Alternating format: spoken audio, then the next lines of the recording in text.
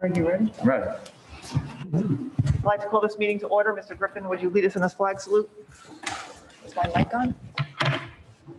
Pledge allegiance to the flag of the United States of America and to the republic for which it stands, one nation, under God, indivisible, with liberty and justice for all. Sunshine Law Statement, all requirements of the Open Public Meetings Act have been met for this meeting of the Board of Education of the Borough of Oradell. Notice of this meeting was filed with the Record and Town News, and all persons requesting such notice. Mr. Darian, would you read the mission statement? The Oradell Public School District is dedicated to the ongoing pursuit of educational excellence through comprehensive, innovative curriculum and instruction. The district is committed to providing opportunities for social, emotional, and academic discovery to foster curiosity, courage, and character. Our goal is to prepare our students to become lifelong learners who are self-directed, resilient, productive, responsible citizens. Thank you. Roll call. Mr. Castro? Here. Mr. Griffin? Here. Mrs. Levy? Here. Mrs. Norian? Here. Mrs. Shapiro? Here. Mrs. Walker? Here. Mr. Walsh? Here. Mr. Darian? Here. Mrs. Nichols? Here. We're open to the public for agenda items only. If you're joining us remotely, please raise your digital hand and we will unmute you. So we're open to the public for agenda items only.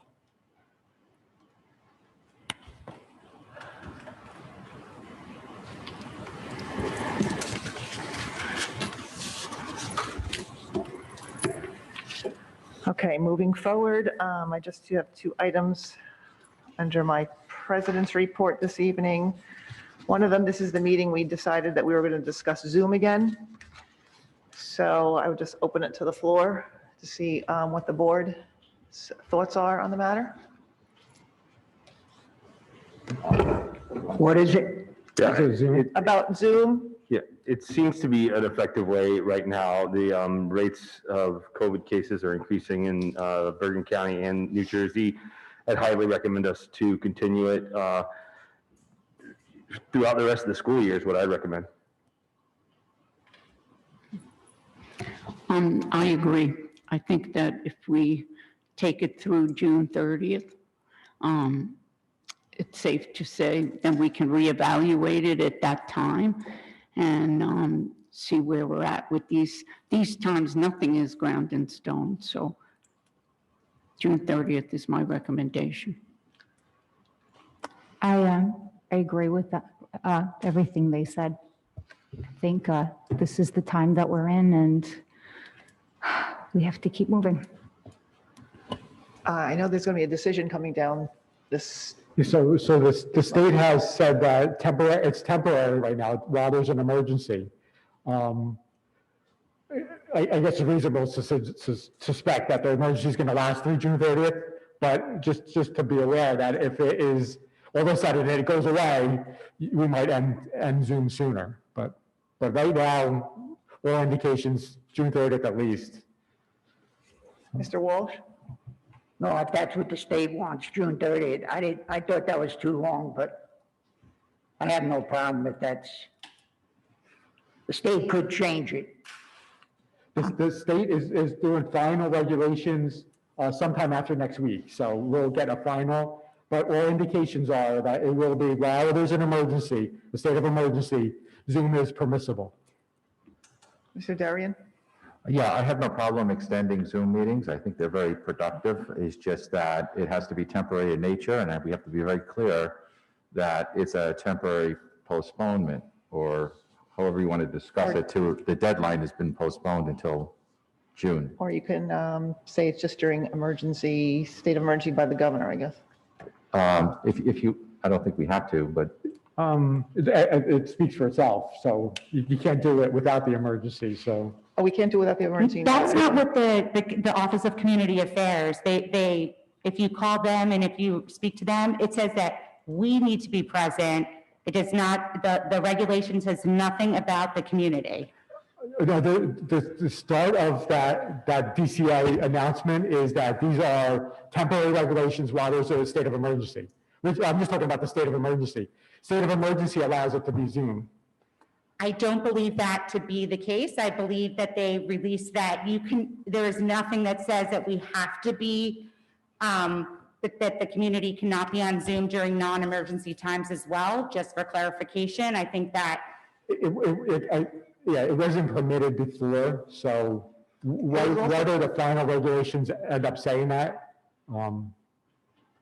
Wasn't the Department of Ed not allowing it at Board of Ed meetings, I thought? it was the commissioner and the Department of Education didn't Yeah. allow it before this state of emergency. What is the Division of Community Affairs? The Like, what- DCA is. They don't have legislative powers. That would control the municipal council Right. and political legislative bodies. Right. The governor's kind of said, why don't we just be consistent and have Board of Ed meetings as well, covered under DCA regulations. So the DCA is looking for I think the comment period ends November 20th. So sometime next week or so, we should see what those final comments are. And all indications are, like I said, at least while there's a state of emergency. Whether it goes beyond that, I don't know. I'm leaning towards that it was never allowed before this, so I think we'll probably go back to that at some point. My take would be, that it seems to add a lot to what we're doing. We have more people participating. It feels like it's accessible this way.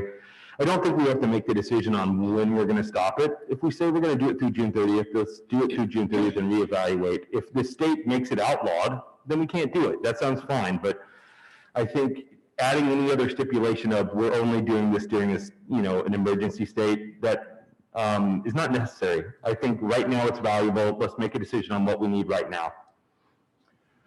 I don't know. I think we can get it to, I don't think it's probable, but if by chance they lift the emergency order, let's say in May, and, we continue until June, I think we're exposed during that period of time because there's no legal guidance. There may be, this whole argument may be moot. Then I'm fine with having us do Zoom as long as it's legal.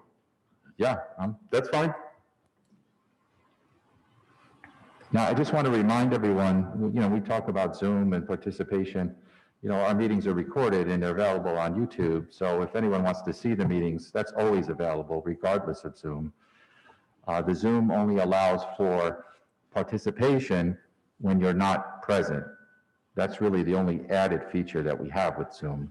And Jeff, I guess if you can speak to this, but my understanding is it's not so much the governor or the Department of Ed, it's the Supreme Court's view on the Open Publics Meeting Act, and that everyone has to have equal representation. And the problem with an electronic presence versus an in-person presence, it's not equal.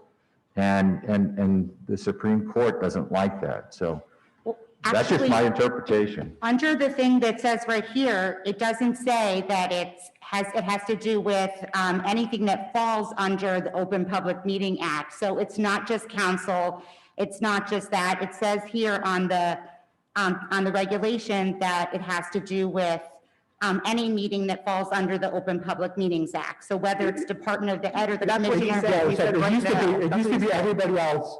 The boards were not considered political activities or legislative bodies.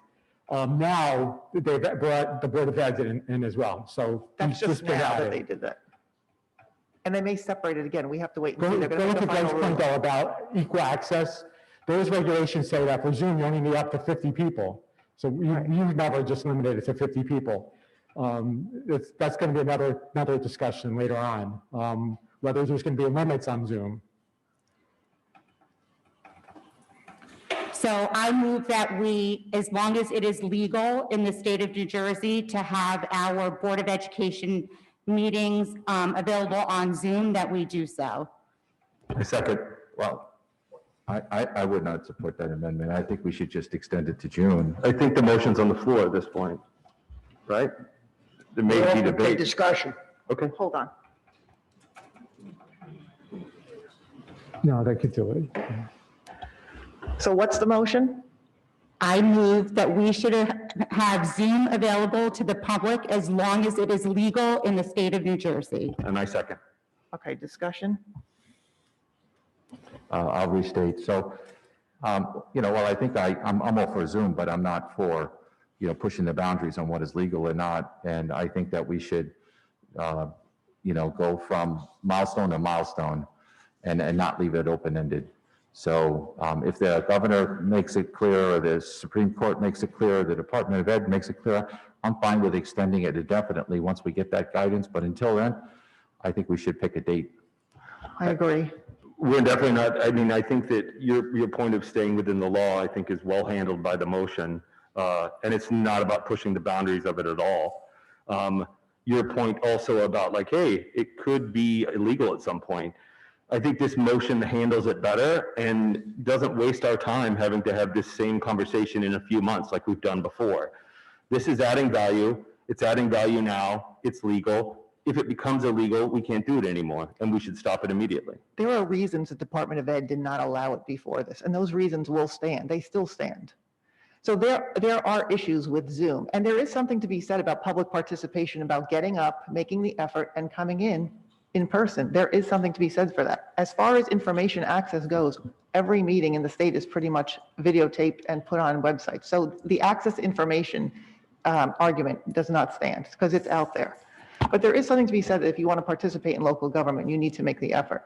But there are reasons that the Department of Ed did not allow it before, which we could run into. So I personally agree with Greg, there has to be an end date. No, because we're saying as long as it's legal. First of all, I don't and agree with that fits it. I would like to say that the amount of time that we've spent discussing this, the time that I brought this up and was berated for an hour and 40 minutes as I had to plead the case, I was so happy to see on candidate night that my colleagues decided that they too agree with Zoom at this point. And I believe that they said that they were okay with it moving forward. I think there's something to be said when we hear from the community that parents who are either single parents or work late at night who can't get here but can participate and see what's going on as a live meeting is happening. We're not doing, as long as it's legal, we're saying that we should continue Zoom. Mr. Griffin? Seeing as this has come up under your report, but it's not on the agenda, before we vote, it would seem to be germane to allow the public to comment before we vote. I would move for us to open comments from the public. You could do that, but do it in. I'll push it off to the opens. end of the meeting. It's going to be, I'll push it up to the end of the meeting after open public comment. Just remember though, like the final regulations for during this emergency time are coming after November 20th. So I don't know how far you want to, and I don't know if you want to bind a future board. So it's just some things to think about. And again, also these regulations now say only up to 50 people on Zoom. You Right. do more than that. So So you got, there's think just about some things to think about that you might want to not just do it once and then forget it and we're done. You might want to think about reviewing this at increments or. personally, I think it's better to go semester by, or market period by market period like we did, but, so we'll move the discussion to our old business. Can we move that while the motion's still up? Point of question here. Do we have that ability? The motion has happened, the question's up. Can we table it You could just, in the middle? we're not going to vote on it yet. It's going to be open for discussion. And then we'll leave it open for discussion so the public can comment on it. Part of me I just want to make it clear. I think there's a lot of people in the public right now that could comment on it. I find that it would be worthwhile to open it. I think pushing it to the end of the meeting may have maybe an intended consequence or an unintended consequences of people not staying as long. I think it makes sense to have it open now. Yeah, put it, We also did say at the previous meeting that it would appear on the agenda. If you go back and watch the minutes or the video from that meeting, we did say that we would put it on the agenda for this meeting, and it was not put on the agenda. And I think we should stick to our word on that. we'll put it, yes. So the motion's been made, it's been seconded. It's open for discussion. We'll leave it open, public comment, then you could have another discussion. And wherever it fits in the agenda, if you want to wait till after all the action items and then do it. Old business. You could, or you can wait till old business. Okay. The public gets a second. I would probably do it in public relations in H, it's probably a good spot for it. I think that's where it fits. Okay. The second issue we said we were going to discuss this evening was the goals. So I didn't know if anyone had a chance to look at the goals that Mrs. Longo had proposed to us. They're on our agenda. Anybody had any discussion? If anybody wants to vote on them tonight, or does everyone want to wait to have a meeting with Matt Lee? I did speak to Matt Lee. He has some evenings available. He'll only do it through Zoom. I like the goals, but I think we should have a discussion over them. I'd rather wait until we meet in person, whether with or without Matt Lee, before we agree to goals this year. Mrs. Norian? I think that goals are important, and I think that we need to have a discussion about the goals. If we were to vote on them at this point, it would feel much more like rubber stamping them, and I'm not comfortable with that.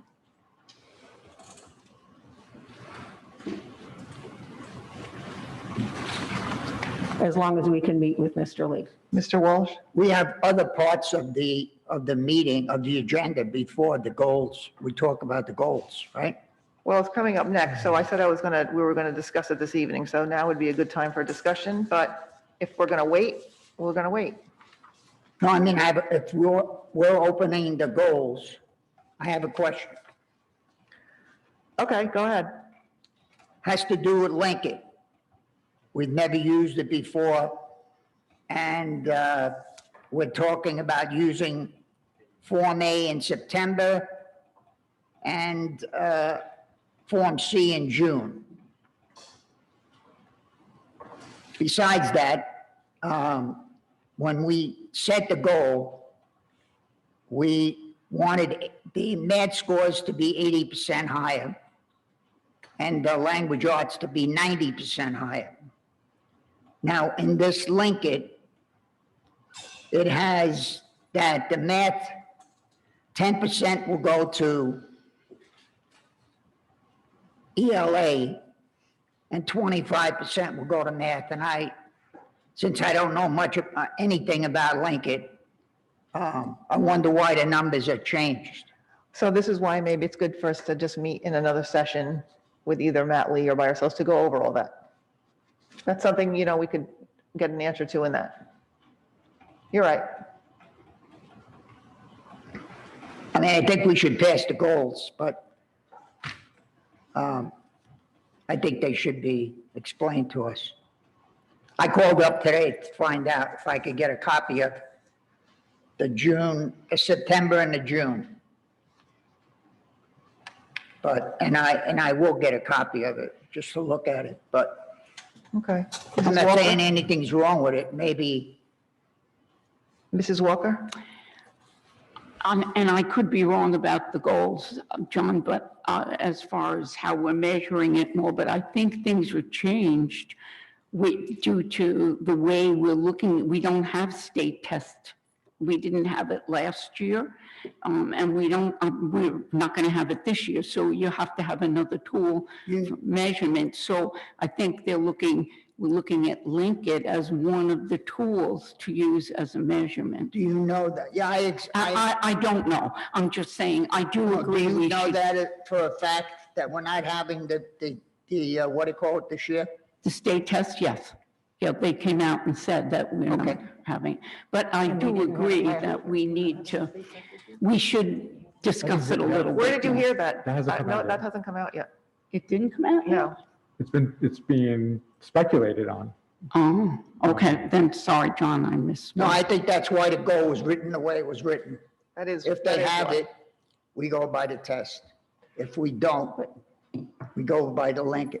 But we can't go by the test because we didn't have the standardized test in the spring. Well, We then didn't we're have gonna it have- before, so we don't have a comparison for that. You might, We're gonna have to go by the last test we took. It's on. Yeah. More? yeah. Okay. Okay, so Mrs. Levy? I also, for this too, with the Lincoln and using that, I don't know how we also compare, because I know not every grade took the end of the year of Lincoln last year. So I don't know if that'll affect it. But I also wanted to say, I agree with Mrs. Norian. I think we put it off last meeting, and I'm okay if we postpone it again, but I do believe that we should either schedule a time or set something up so that we're not talking about this again at our next meeting. I think we meet only once in December, if I'm not mistaken. I could be wrong. You're right. December So, 9th. Yeah, I December just 9th. don't want it to be January and we're still picking goals for the year. but I think that we need to have guidance from someone like Matt Lee. You know, he is our representative, and I think he needs to help us through a few things, and maybe some questions of admin or whatever.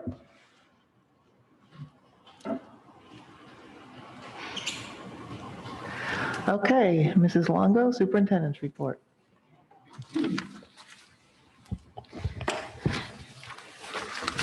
Good evening. I would just like to address some concerns that the OEA provided to us, which were read at the board meeting of October 28th. A list of items were brought forward at that time. At the onset, it is critically important to note that 5 of these 7 items had been remedied at least 2 weeks before the board meeting. This swift action is a hallmark of my belief system, and as I believe that working quickly to resolve issues is a best practice which must be adhered to. Further, I'd like to think that no matter what our position here in Oradell, we are a team. When a team member brings a concern forward, as what occurred in this case, we will work collaboratively to address it. Up to the point at which these concerns were shared, we were under the impression this was indeed happening.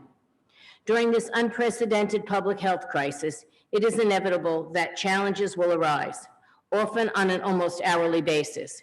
Please be assured we remain committed to remediating any and all challenges as swiftly as possible, ensuring the safety and health of students and staff to remain at the forefront of our efforts.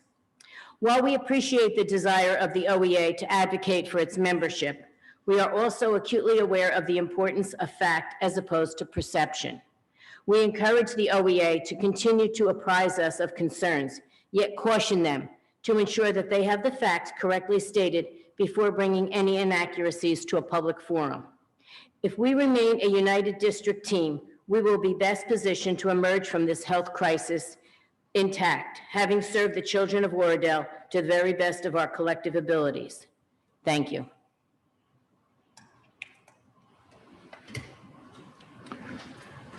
I have a question. Are you going to take a question from Mr. Darian, or do you want to move on to your HIB? Sure. Is that okay or no? Yeah. Mr. Darian? Yes, Ms. Longo, you mentioned 5 of the 7 items were already remedied before the last board meeting when they were brought up. What are the other 2 that we addressed since the last board meeting? The The fan. in the restroom and the checklist. The checklist. Okay. That bathroom fan, is it in a kid's bathroom or is Faculty. it a faculty single. bathroom? Mm-hmm. And that's it, you said a single bathroom? Yes. Okay. Are there other bathrooms in that hall? I don't know the hallways that well to answer you. I don't know about that hallway. Okay, so I just wanted to understand, when we say bathroom, I just wanted to know the thing. And then the checklist, can you describe that a little bit? Is that like the checklist at a Target when someone cleans the bathroom? Yes. Mm-hmm. And they're Okay. up in all the classrooms now. And so Every that- single classroom has a calendar on there with the day. And when it's cleaned, they'll just initial it. Okay. Mr. Griffin? The bathroom that was mentioned, it seems like that was mentioned even before school opened.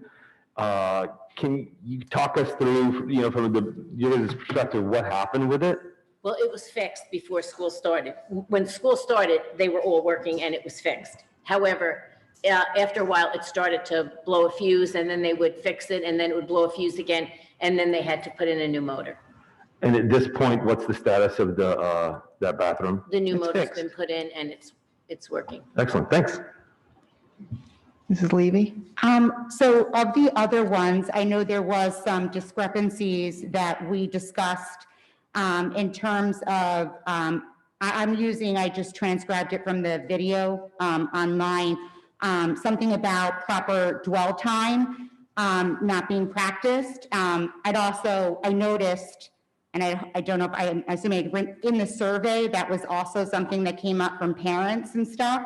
So have we solidified with the Department of Health how the proper spray dwell time is supposed to be, as well as whether or not,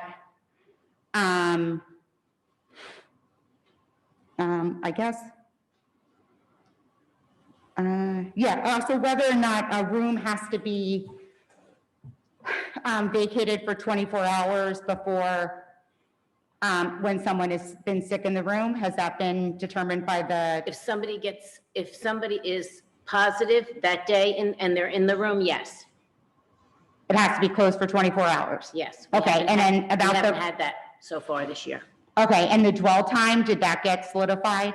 The dwell time is the same. It's, the problem was if the teachers don't leave the classroom on time for the custodians to get the room cleaned, they might come back while it's still wet. So if the teachers aren't out of the classroom in time, that's what would happen. So we're working on that. Okay, I still feel like in terms of safety should be at our utmost concern. So if the children need to is, stay it is. outside, because it's my understanding if we're wiping the desks, I've talked to several medical experts. Well, you have to realize something. That dwell time we're talking about, I don't know about any other school that does it while the kids go out for recess and do that in between. That's true. Well, That's what whether they're or talking not about. any other school does it, that's something that we told the parents of Oradell Public School when we did our back to school plan, we would be doing. And we're doing it. And so if it's not being done properly, It's then being done parents need to, if it's not drying or if that's not happening, then, It's drying and it's being done properly. However, if the teachers are not letting the custodians have enough time to clean the room because they're leaving the classroom a little bit later, the custodians therefore don't get the time to clean it within that time period. okay, so I'm not saying that then the students shouldn't come back to that classroom until the dwell time has happened and that the room is clean and it's dry and everything. Well, the only complaint we got was the teacher's seat.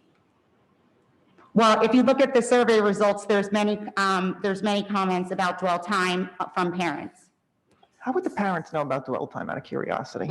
I have no idea, but I'm saying that if That's you an look, interesting, if you look at it, maybe their kids are telling them that they're coming back to school and their desks are wet. Survey is that? Can be, But there are teachers who respond to the The survey. teachers' Might not- responses are separate in the They were remarks if you look at separate. it. But Robin, even if they gave it the proper dwell time, it doesn't mean that the desk is going to still be a little bit wet.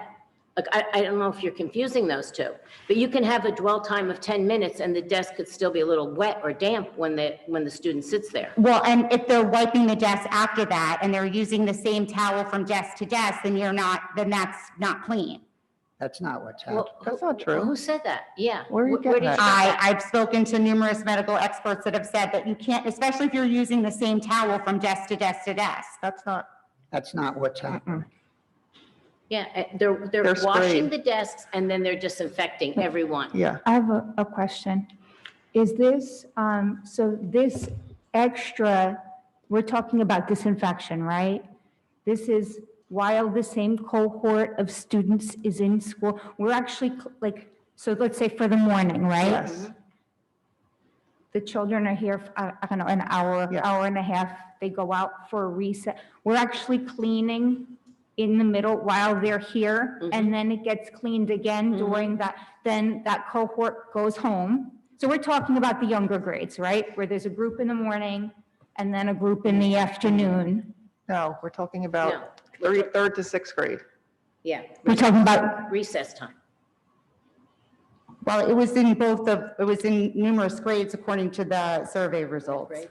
but wait, we're cleaning while the students are still, the same group is still here? Can I ask Ms. Bozios I'm a question? confused. Ms. Bozios, can we ask you a question? Can you just clarify which grades are being cleaned when?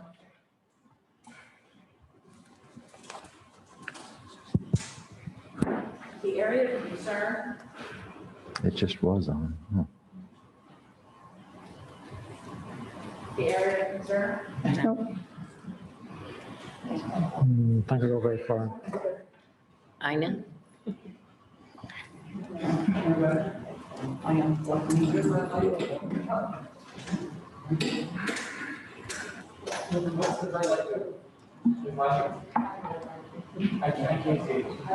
don't know what's wrong with that mic. It never works.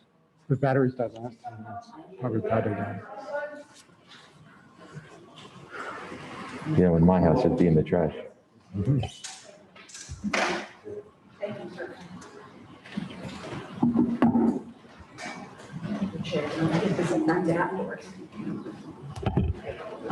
The dwell time in question that was the concern of the OEA was what was happening in teachers' classrooms in grades 4 through 6. This summer, the teachers in grades 4 through 6, which is when 2 teachers teach each cohort of students, were asked if they would prefer to be self-contained teachers and only teach 1 cohort of students, or whether they would continue to teach 2 cohorts. We knew that if they were to teach 2 cohorts, we wouldn't ask students to switch rooms. We would only ask the teacher to switch the room.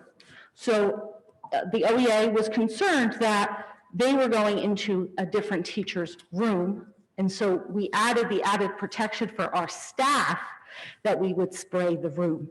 The students are the same exact students from 8:40 to 12:40 in each of those classrooms. At 10:15, students in grades 4 through 6 are supposed to wash their hands from 10:15 to 10:20.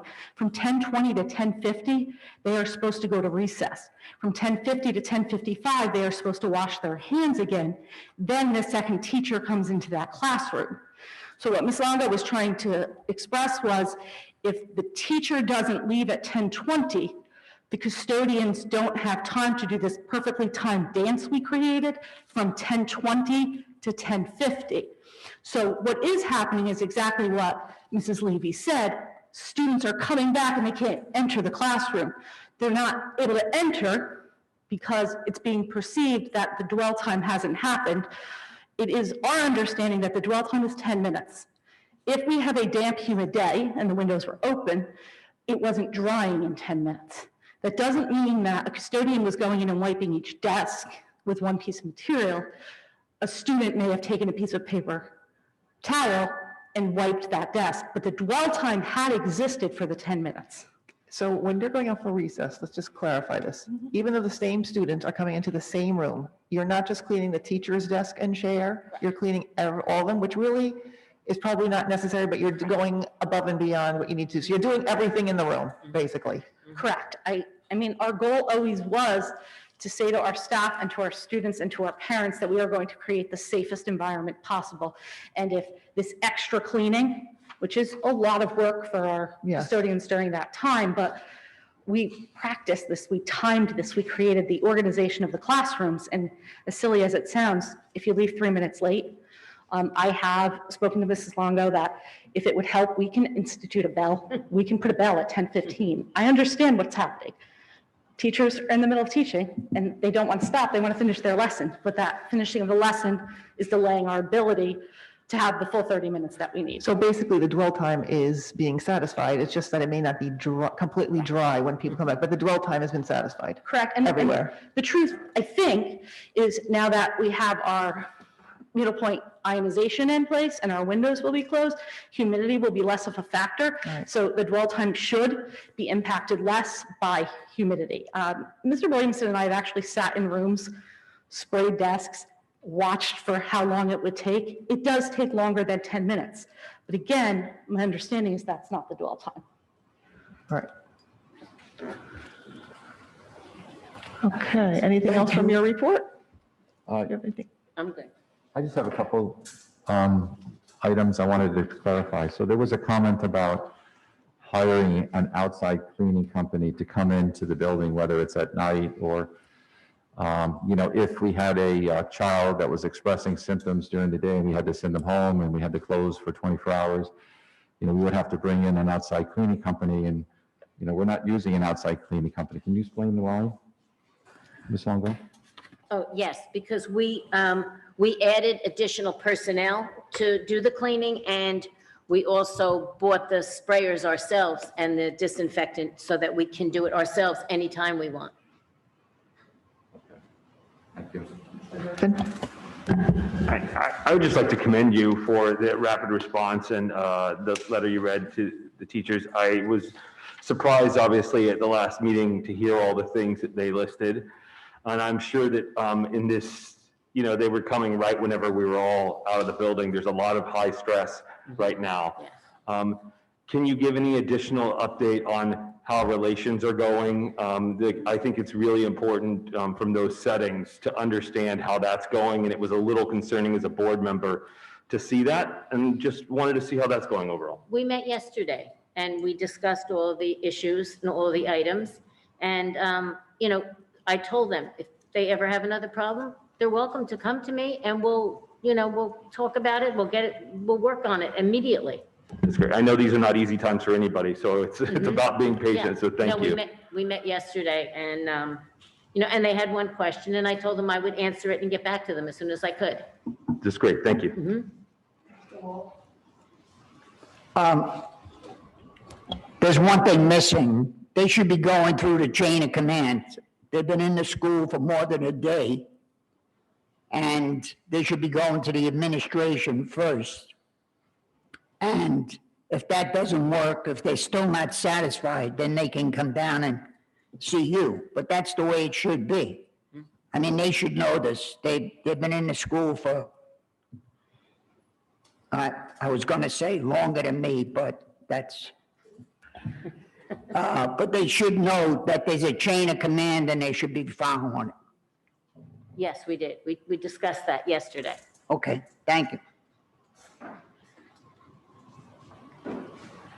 Anything else from your superintendent's report? No, but I just want to add one other thing that Mr. Marmora and I will be at the next faculty meeting so we can answer any questions and have a discussion and talk about those kinds of things. Okay. Do you want to do the HIB presentation now? Well, John, you can want to do your report and then. Well, I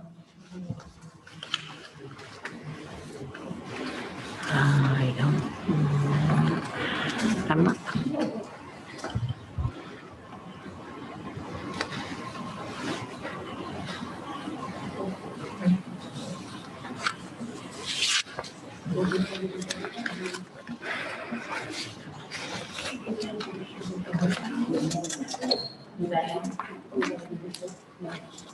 okay, so we're going to go a little out of order, and Mr. Marmara, you're going to do a report. I think you have some info for us, and then we're going to go just two other things. Okay. All right, thank you. So in the fall, we shared with you that we were in the process of researching and then later purchasing and installing the needlepoint bipolar ionization system for all of the rooms in our building. And at this time, I'm happy to say that we have had all the units installed in the ventilators in our classrooms, and small portable units are ordered and will be in the offices shortly. These devices work with our ventilation system to filter the air and improve the quality of the air being recirculated. The ionization units inactivate viruses by removing particulate matter from the circulating air, including pollutants, dust, allergens, mold, bacteria, and viruses, including the strand that causes COVID-19. We are now equipped with electrostatic sprayers that disinfect surfaces and the ionization technology to target the air, which is an important component when dealing with an airborne virus. While the technology will help us with the war against COVID-19, it will also continue to improve the air in the building for students and staff with allergies, asthma, and other respiratory issues. Additionally, these needlepoint bipolar ionizers are ozone-free, allowing our students and staff to enjoy the benefits of improved air quality for years to come. In the coming days, we will have more information on needlepoint bipolar ionizers on our website and also in our district newsletter. And also, I'd just like to highlight on tonight's agenda items D3 and D4, which is for our ESSA and our IDA grant. And these totals are just updated totals that include both the carryover funds that we did not use from the 1920 school year and also the current school year's 2021 funds that we were awarded for this year. And that concludes my report. Thank you. You want to go to the HIB presentation? Yes. Okay, so Ms. Bozios? Good.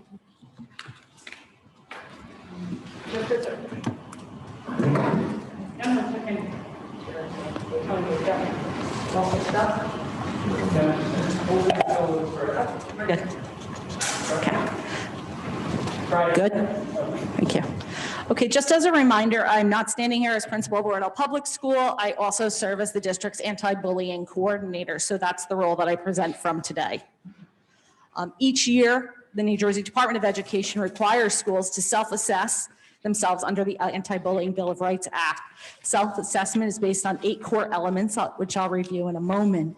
After tonight's presentation, Ms. Longo will submit our scores to the state. Baseline for meeting all requirements is 52 points, and a perfect score is 78 points. It's always really important to remember that a perfect score of 78 points means you've exceeded the standard in every single area. Okay, and I know that we're always driven to be perfect, but as I've said in the past, you can't do everything perfectly. So we have to make some decisions on which areas we want to put all of our efforts into.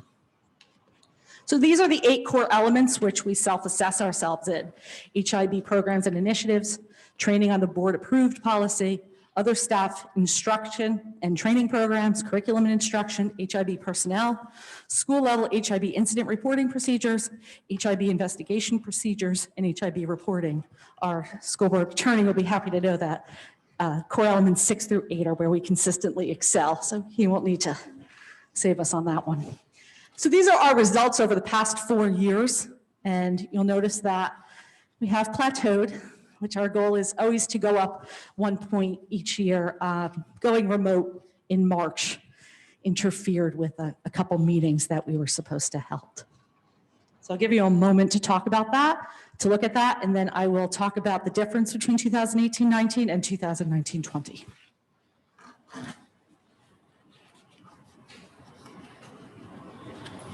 So if we were to compare the 2 years, what we're going to see is that we increased 1 point in core element 4.8, and that was a direct result of the implementation of the Open Circle program. Implementing Open Circle allowed us to give additional instruction to all of our stakeholders. We did decrease a point in core element 3.3, which our school safety and climate team has 4 members on it. 1 member did not receive professional development. So instead of getting a 3 in that category, we got a 2 instead. We still met the standard. We did not exceed the standard. The school continues to show strong scores in the area of incident reporting and investigation. And I think what's hard for me is I know what we did really well last year, and it's always disappointing when those efforts didn't result in higher scores, but that doesn't mean it's not something we should be really proud of, especially when we talk about social and emotional learning and HIB. We increased training of parent volunteers during 2019-20. I think we trained over 150 parents last year in HIB. Doesn't get us any extra points, sadly. We give parent academies on Open Circle, and we did professional development and implementation of a program to every teacher and staff member in this building. Every person that works in this school received training on Open Circle, and that is something we should be incredibly proud of, because if we are going to create consistency in the largest elementary school in Bergen County, having that consistency of language and consistency of routines is really important. So as we move forward, our real focus this year is going to be on our school culture and climate team. That is the area where we lost some points. The year before, we met 3 times. This year, we only met twice. And if you meet that 1 extra time, you get an extra point. We're going to continue to work on our trauma-informed education, which you'll have read a lot about in our reopening plan. And we're really needing to think about how do we do some of this work that is so interpersonal in a digital environment. So those are really the areas that we're working on this year. And if anyone has any questions for me? So we should get 100 next year? You can only get a 78. Mrs. Levy? I'd like to commend the administration on this. I think this is great. I thought it was amazing how many parents were educated on HIB last year during all the parent academies, everybody from PTA members to anybody who volunteered in the building. And I think you guys should be really commended for that. I thought a lot of parents came that I spoke to, that I either participated in training with or spoke to, were impressed by the training, and they actually probably look at this report now with new eyes and understanding. And so I appreciate that. My last question is just, does that go up on the website at all, or does that become public? Yes. Okay. Thank you. Okay, moving forward, we're going to move to minutes. Review of the October 26th, 27th, and 28th meeting minutes. Any questions or comments, please contact Mr. Marmara. Right now, we have a motion to approve. Will someone make the motion to approve October 14th? I move that we approve the meeting minutes of October the 14th. I'll second. Second by Mrs. Norian. Any questions? Call the question. Mr. Castro? Yes. Mr. Griffin? Yes. Mrs. Levy? Yes. Mrs. Norian? Yes. Mrs. Shapiro? Yes. Mrs. Walker? Yes. Mr. Walsh? Yes. Mr. Darian? Yes. Mrs. Nichols? Yes, Mr. Darian, would you take admin? But I have a question for Mr. Merlino. Number one are the goals. Do we just present 2 and 3, or do we have to make a motion to pull it? Or we just present 2 and 3? Present 2 and 3. It Okay. hasn't been moved. Mr. Darian, I'm sorry, I didn't get, if you could just present A1, A2, and A3 only. yeah, okay, just making sure. Yes, I would like to do administrative items A2 and A3. I'll second it. Second by Mr. Walsh. Any questions? Call the question. Oh, wait, Mr. Griffin? I just wanted to learn a little bit more about this affirmative action team. How long has it been in place? It's in place every year. It's something we have to do for the state. Every year we have to name people. We're just replacing a member that left with a member that is here. In this comprehensive equity plan, that's something that we can view at some point.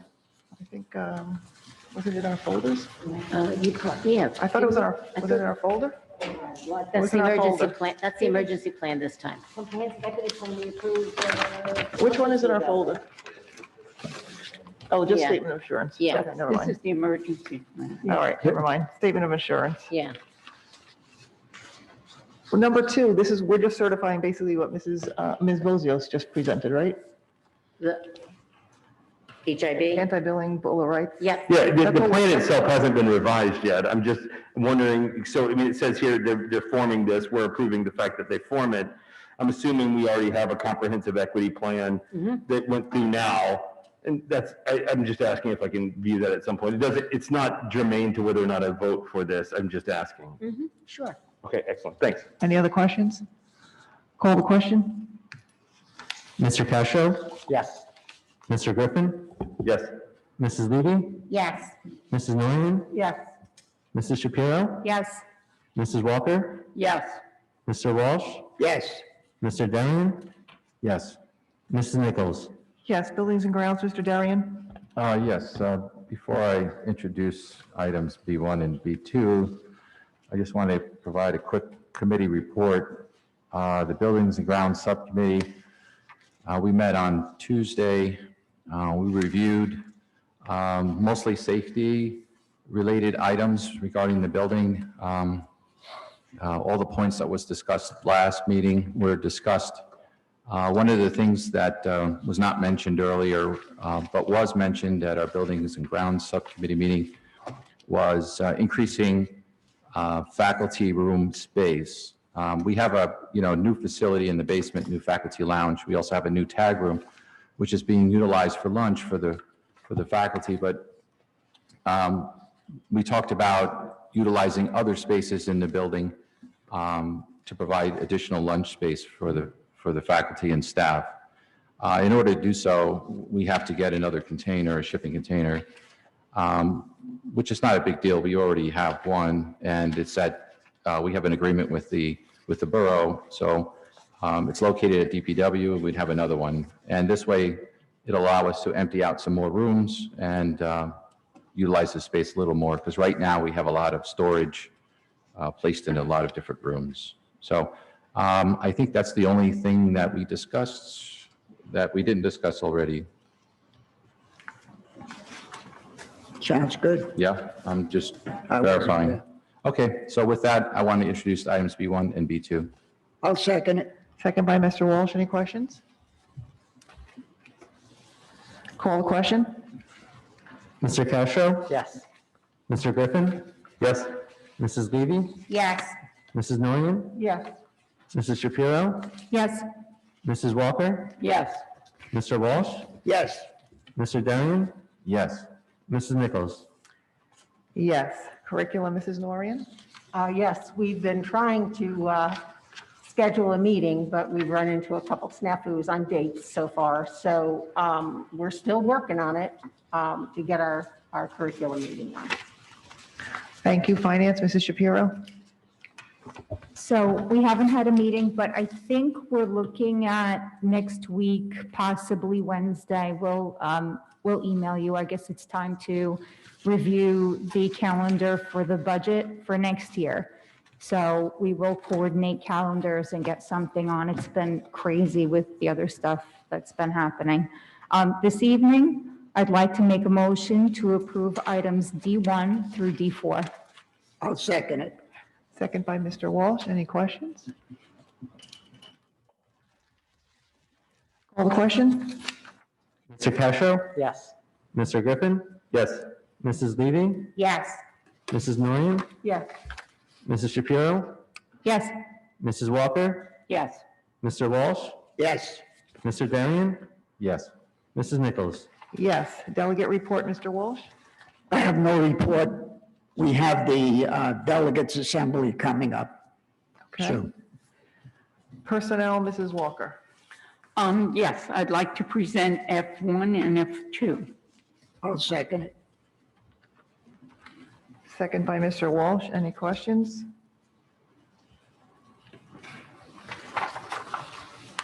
Call the question? Mr. Castro? Yes. Mr. Griffin? Yes. Mrs. Levy? Yes. Mrs. Nguyen? Yes. Mrs. Shapiro? Yes. Mrs. Walker? Yes. Mr. Walsh? Yes. Mr. Darian? Yes. Mrs. Nichols? Yes. Policy, Mrs. Levy?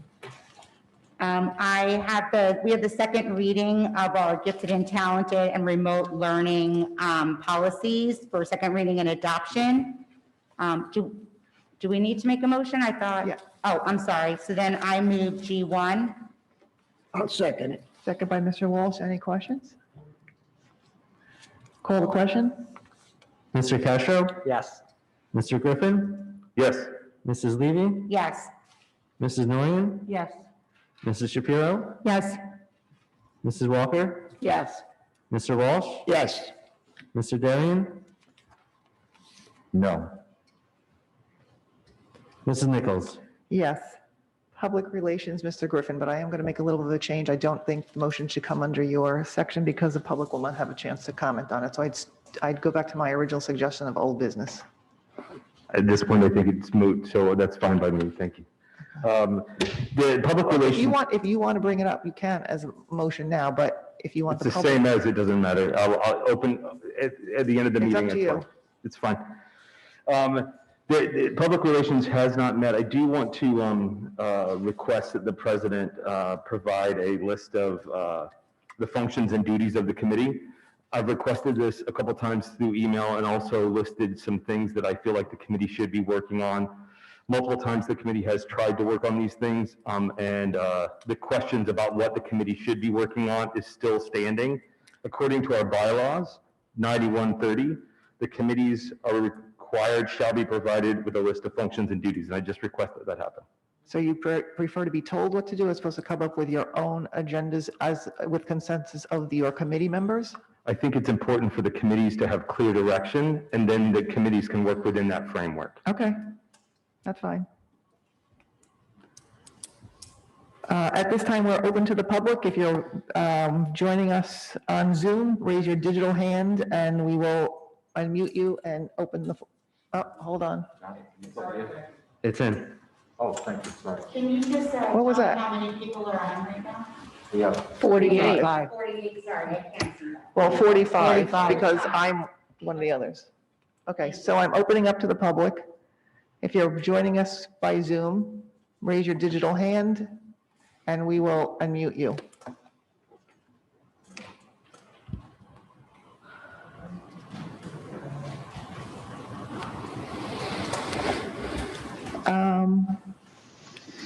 Okay, so I guess I'll go in order with who I see. Rami, could you unmute Mrs. Pisa? Sorry, there was, I already unmuted Diana Thomas. Oh, all right, so we have to go in a different order. Mrs. Diana Thomas, do you still wish to speak? Yes, I do. Okay, you have the floor. Hold on one second. I'm just trying to turn the video on. Hi. So I just wanted to talk about two things. I'm not sure if you can see me clearly. I'm just hiding in my bedroom away from my kids. The first thing is with respect to Zoom.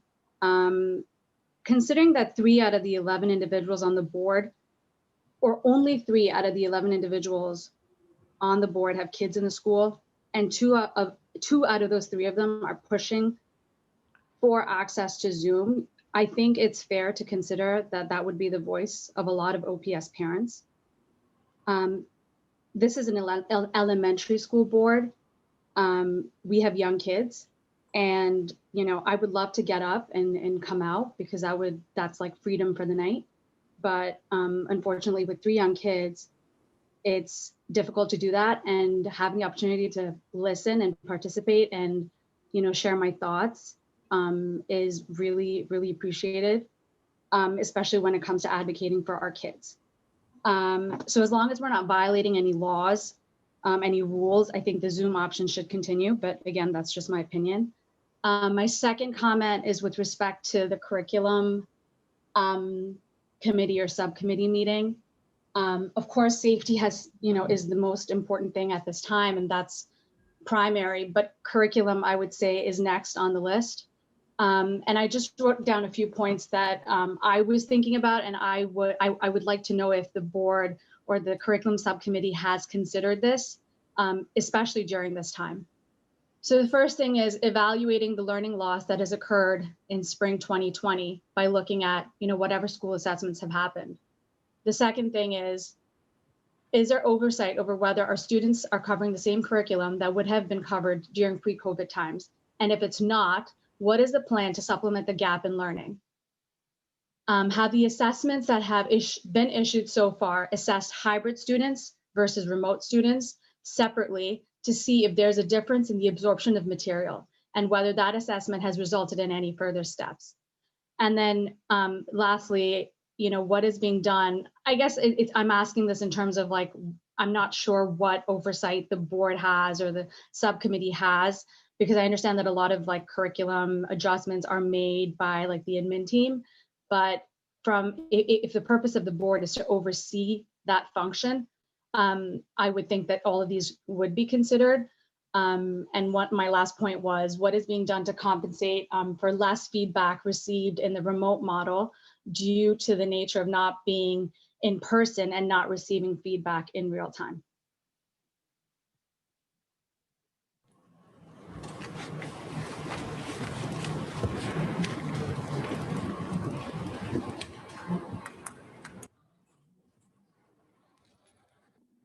Okay, thank you.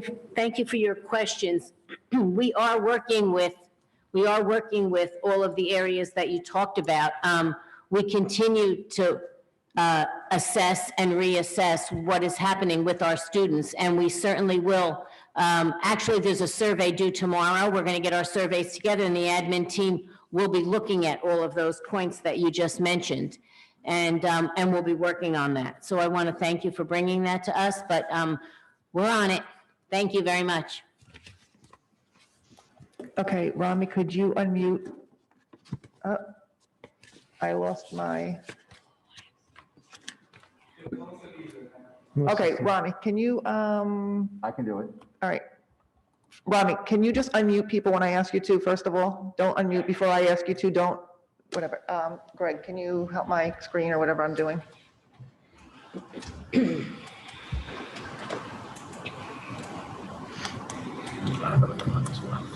All right, go down here.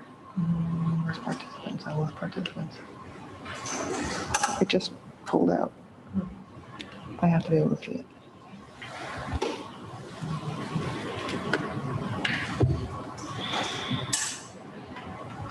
Rami, I lost my participants and my screen went blank and then came back up. Can you come take a look at it?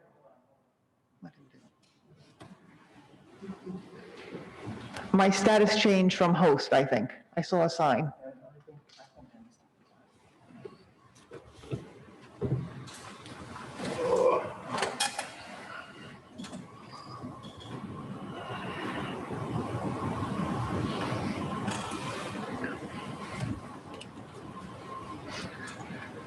We need one of those, please stand by.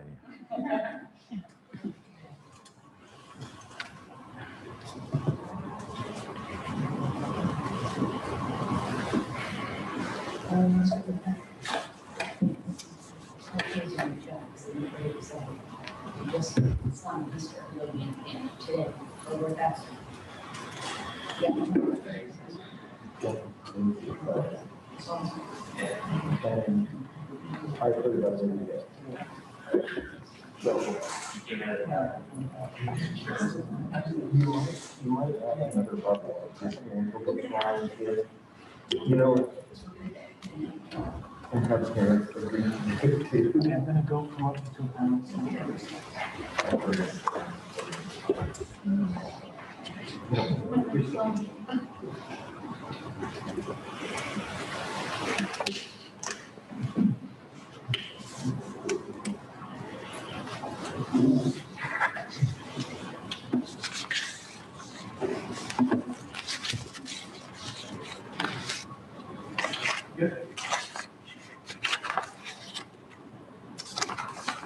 Thank you, Rami. No worries. Okay, is Mrs. Pisa unmuted? Oh, there she is. Yes, she is? Yes, yes. Okay, so Mrs. Pisa, you have the floor. Hi, good evening. I'd actually like to speak to two things. First, just as Melissa Pisa, third grade teacher, just offering my opinion on the discussion you had earlier regarding Zoom. I know for myself, I generally attend all the board meetings in public. And in this day and age with safety concerns, I do appreciate the opportunity from being able to do it at home. So secondly, as OEA president, I just would like to speak to the statement read earlier regarding our statement from 2 weeks ago. Firstly, we appreciate that OPS and the board are taking our concerns seriously. We are committed to having a safe environment, not only for our staff, but for children as well. I do want to clarify the chain of command. As we explained to Mrs. Longo when we met, we followed our chain of command as dictated by our contract and our professional committees. Guidance by NJEA brought us to the board meeting. And lastly, we look forward to resolving our final concerns. Thank you.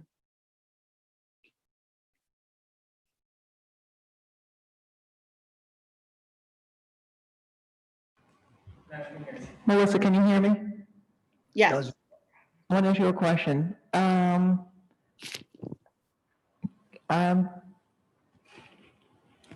the chain of command, following the contract, when did that go to joint advisory first? It goes through the grievance procedure when it becomes not contractual, as the majority of those items were. It then goes to the professional committee, which does not go through the contract procedures, the grievance procedures. And then it goes from the principal to the board, not to the superintendent? I'm just asking because we have a. Superintendent, so I don't know if you want to have this discussion here. The superintendent can be a part of the professional committee. I'm personally not a member of the OEA's professional committee. We have a committee and the school has a committee, and those committee members meet to discuss. Okay, so we're going to be discussing this with our attorney in closed session, just to. Who's on the committee? Okay, thank you, Mrs. Pisa. Good to see you. Have a good night. Ronnie, could you unmute Mr. Del Greco?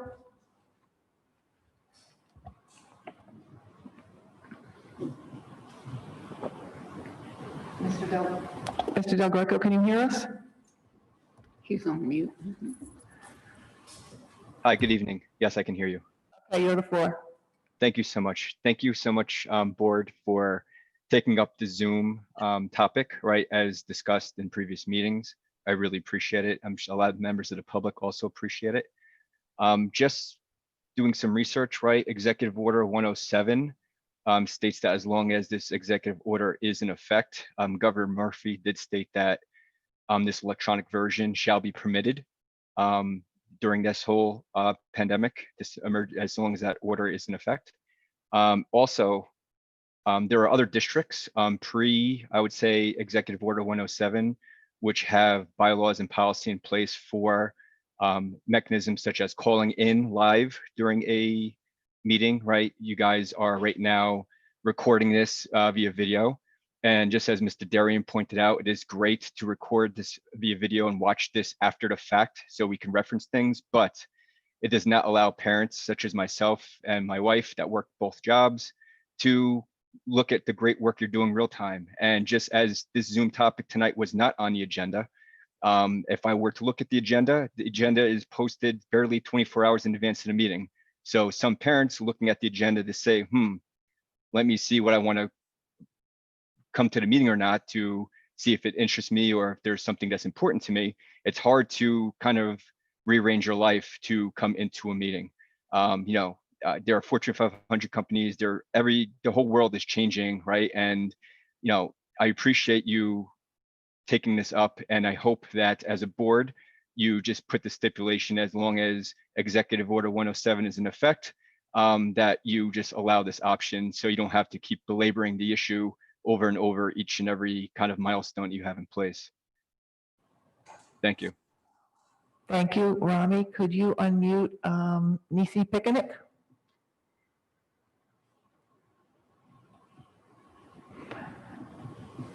Ms. Picnic, can you hear us?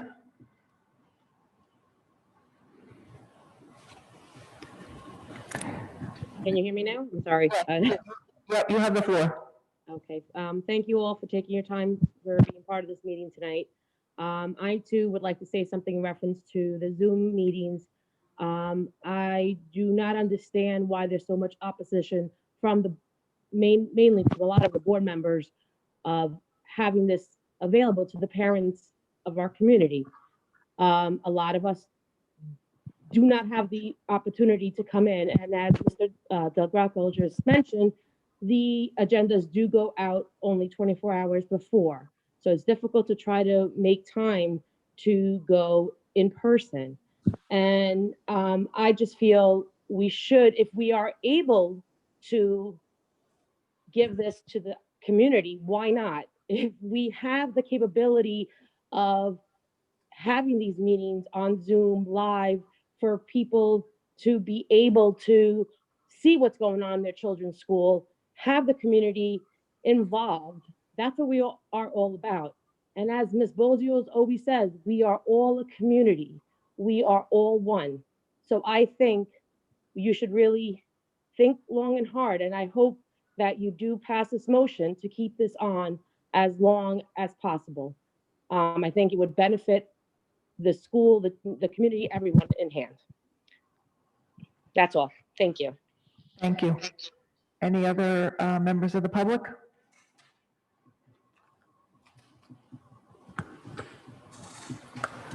Megan Mosius, Principal, Oradell Public School. First of all, I want to assure the board that in terms of data analysis, we haven't received our full Lincoln Navigator report yet, which will allow me to see how every class is performing, whether they are remote or whether they are hybrid.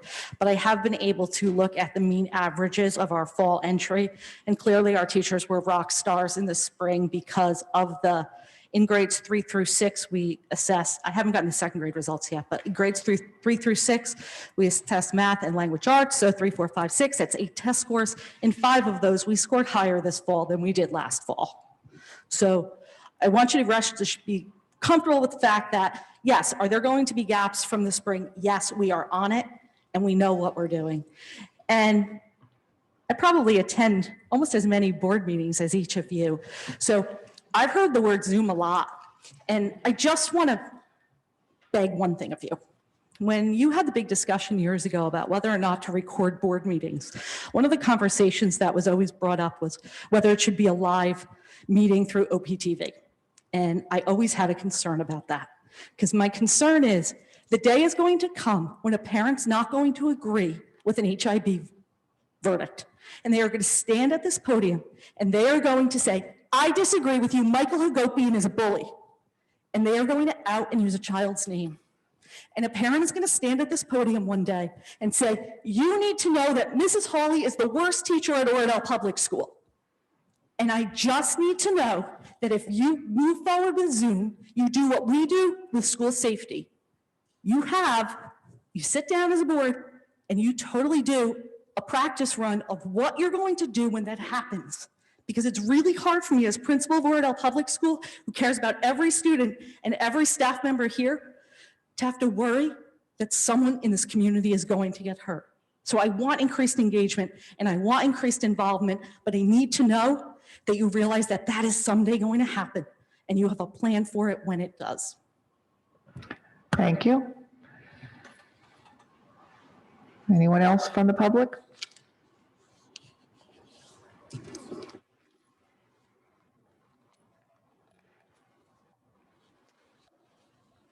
Okay, let's move to old business. We obviously have the Zoom issue to discuss, and also we're going to be discussing a little bit the survey results. I know you're waiting for others, but A little bit, you want yeah. to do that first? Sure. Does anybody want to take a look at the survey results first? Or do you want to talk about it a little bit first, or where you're at? Well, Maybe why don't you update us where you're at and what your plan is? Okay, we took a look at the survey, and I have to say that was Ms. Bozius that really was the commander of this whole thing. And, of course, there were some findings. There was a very good turnout by the faculty, the parents, I mean, not the faculty, the parents. It was a very big turnout by the parents. We took a look at all of the things, the areas of strength and the areas that that parents maybe thought we were challenged in. Our next steps are certainly to talk a little bit more about maybe doing away with the virtual Wednesdays and the changing and getting the kids into the building a little bit more. However, I do have to add a little caveat there. The way this transmission rate is going, I'm not so sure that's going to happen so soon before the December break. So we have another survey that's coming in tomorrow, that's due tomorrow. And we'll put those surveys both together and as an administrative team, discuss it and look at what our options are, which way we can go. What are some of the things that are really viable? I don't know, do you want to add anything to that, Ms. Bozius? I feel like the data was scattered, but there was a lot of positive data, and that was incredibly nice to hear. I saw the biggest trend to be special areas, and we actually do Yes. have a plan for that. It was a very deliberate decision to not make all special areas live. Making all special areas live, we would have to do one of two things. Either use an A to F schedule again, which means that you would now have to remember that it wasn't just a B day, it was a D day, because on D day you have music, which I could imagine how difficult that would be for a parent's perspective. Or we would have to go back to where we were in the 2012-2013 school year and hire 2 more staff members for special areas, because when you moved from a 5-day rotation in special areas to an A to F 6-day rotation, 2 staff members lost their jobs. We did that so that we could increase special education staffing instantly.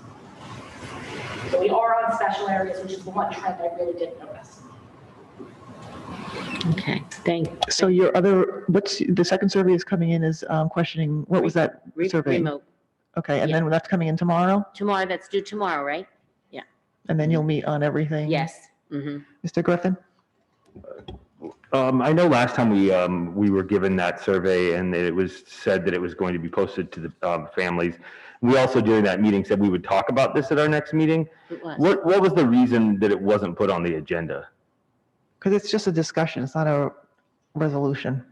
Is it oftentimes we have presentations? It was going to go under my report and then I moved it. Generally, things that go under my report or the superintendent's report, we don't necessarily list. Could it be possible, this is more of a request than anything else, could it be possible when we are going to have a presentation like this that involves some results that we can? Well, all of our presentations are listed. Yeah. Like our HIB was on there. If it's a presentation, we do list them. Why wasn't this a presentation, just we talked about it?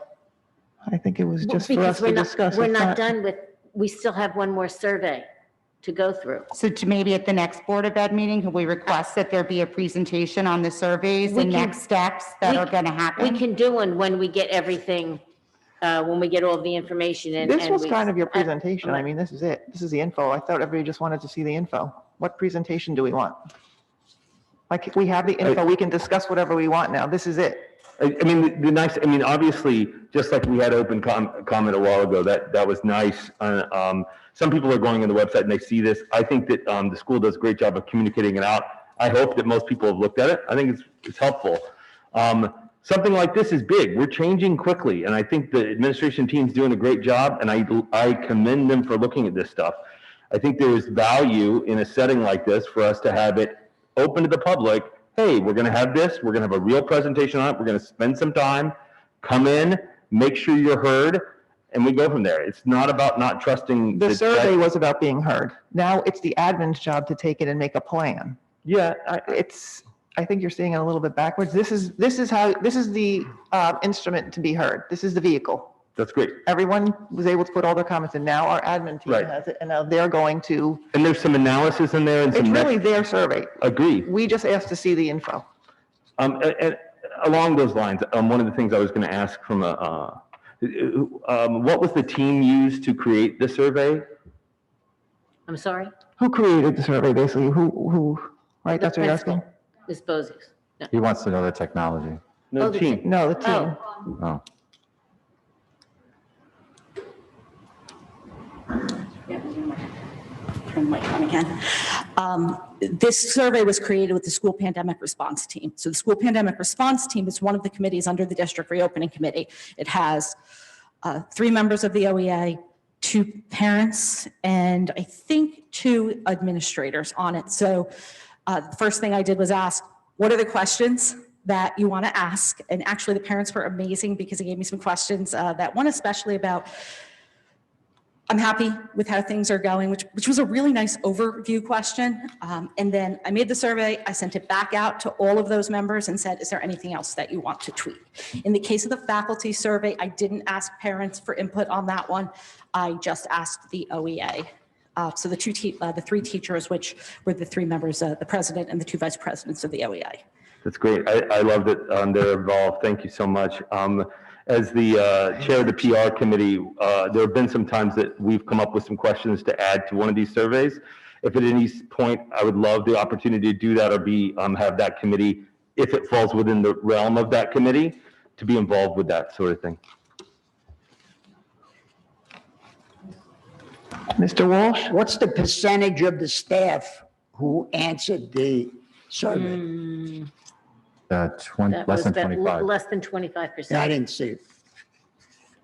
Page 2. Less than 25%. 25%? Less than 25%. Less than? Whatever. I have a couple of comments. Should be, I think it should be mandatory then. I mean, if they're going to do 25% of a school that they're working in and they're involved in. But if it's anonymous. It's a voluntary survey, so they don't have to fill it out. They don't, wish to. Well, I don't know how much you got. Hopefully you're going to learn a lot from less than 25%. Mr. Darian? Yeah, I mean, I don't know where to begin. So I highlighted a lot of things here. I don't want to take up too much time. I'm trying to pull up and just touch on a couple important points. One is I was very impressed with the responses. This is an incredible survey from the community. I mean, I was just blown away by the comments and the depth of the response. So I was just, I just can't say that enough. Secondly, one of the most important things I see is, there's a question that says to the staff, what's the biggest hindrance to student achievement? And the largest piece of the pie is lack of contact time. If you look in the back for the comments and the amount of comments, none of them compare to all the comments regarding more time in school. So I understand, and I can go on and on because I've highlighted some of the comments to illustrate my points, but I'm not going to. So all I'm going to say is, I know the numbers are ticking up. I know that we're heading into winter. I know that this is not a good time to talk about increasing contact time, but, I feel personally that, the full day Wednesday remote is disastrous. And I'm hoping that regardless of what happens, and that's just my opinion, I'm not saying that it is, sorry. I would like to see us have more in-person instruction on the Wednesdays.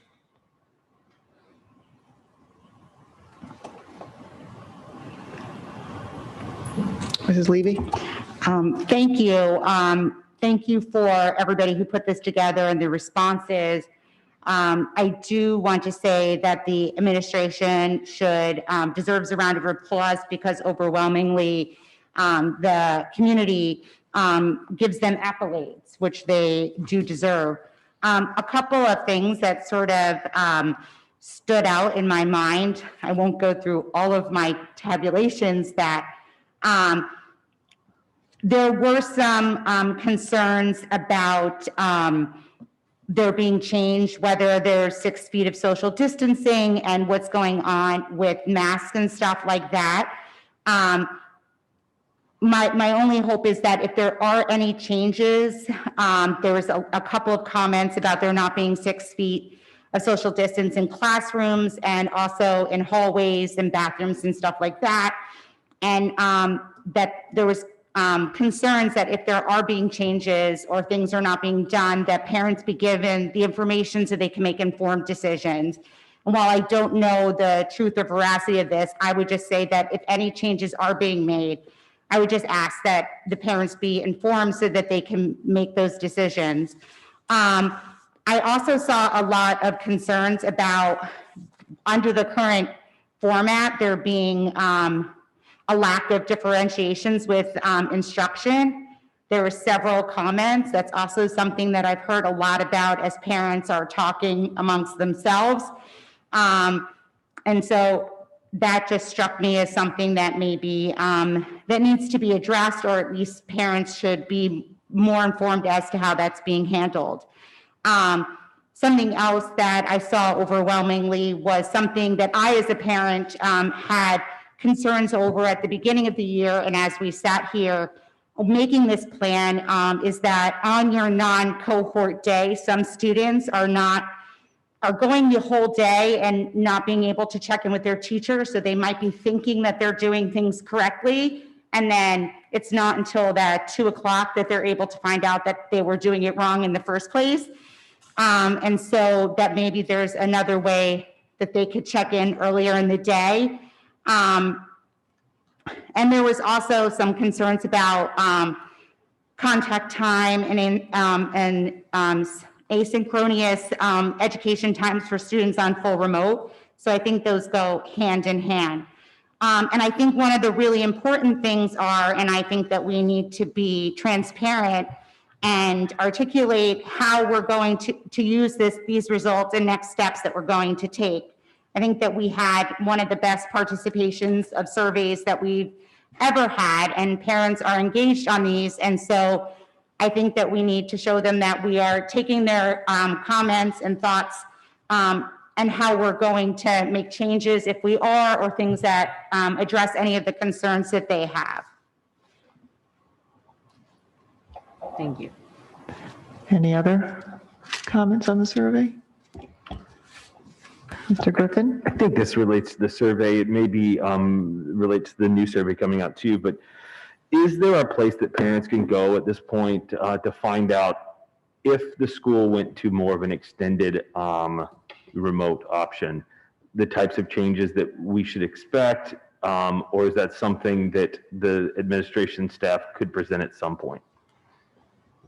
Well, I guess it would depend on what that would look like, what that schedule would look like. So if we came up with something else, we talked about the virtual Wednesdays and changing all that.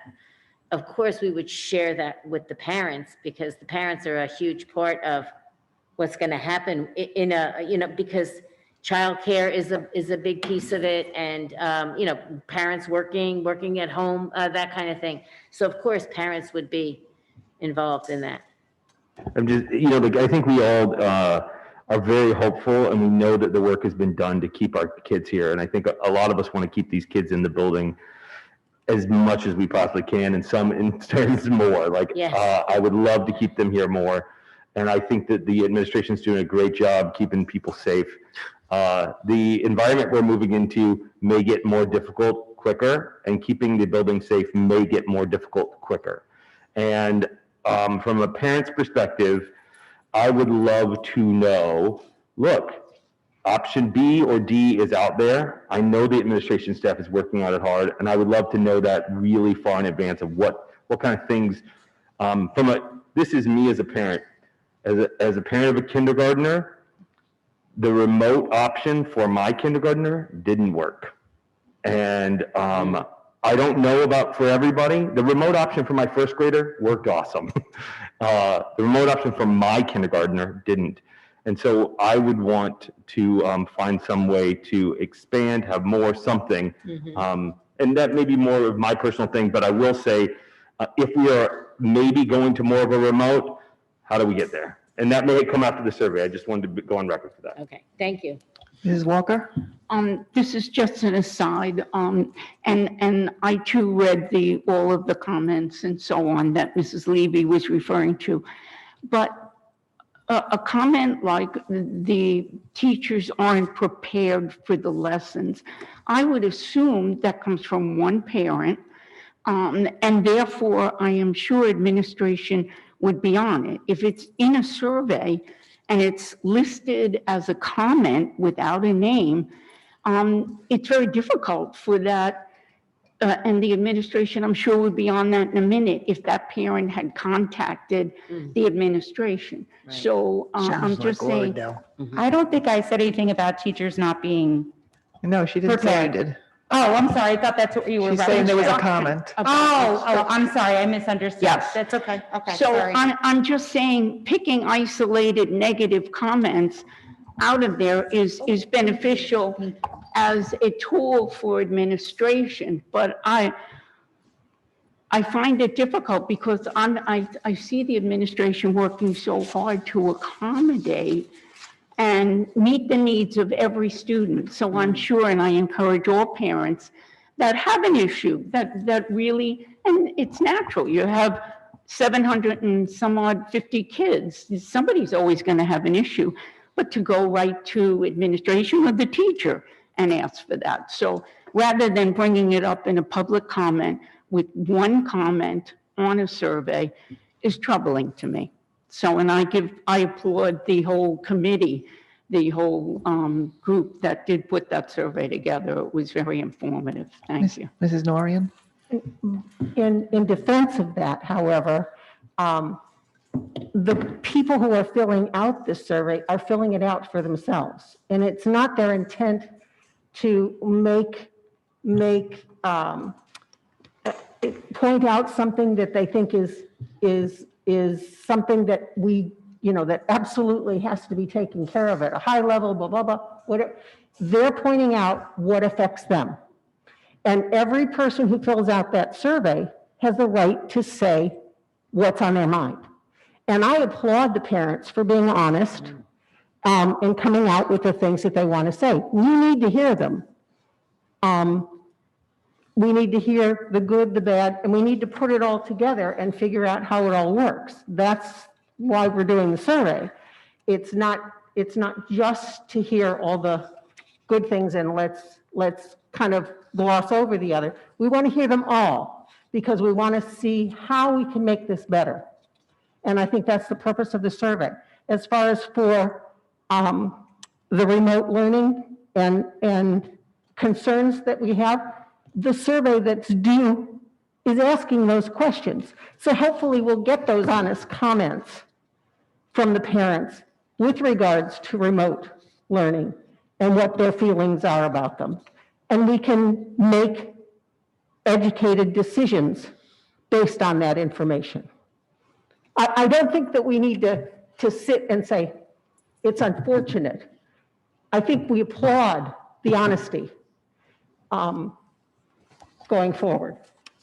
Do you want to clarify what you said? Yes. I don't think that's what she meant, Mrs. Ryan. No, and I was just going to ask for the floor for a minute. That's not at all what I said. Maybe I didn't make myself clear. Because I'm saying it's wonderful that the parents have that opportunity to express that. I'm saying in this public forum to pick out individual negative things just to bring it up when there are so many other good things. Now, if you're looking at, there are 25 or 30 comments that are similar to that, I get that. But I absolutely think that's what we have a survey for. We as a board look at both the negative and the positive. Right, but always when we're looking at those things, anytime we're on a committee, we present the lesser opinion as well as the majority opinion. Absolutely. And so I don't have a problem with it. We just need to put it in context, that's all. Just put it in context. I guess so. Mrs. Shapiro? I have a couple of comments, all tying back to the survey. When I sat down to read this, there's weight in this.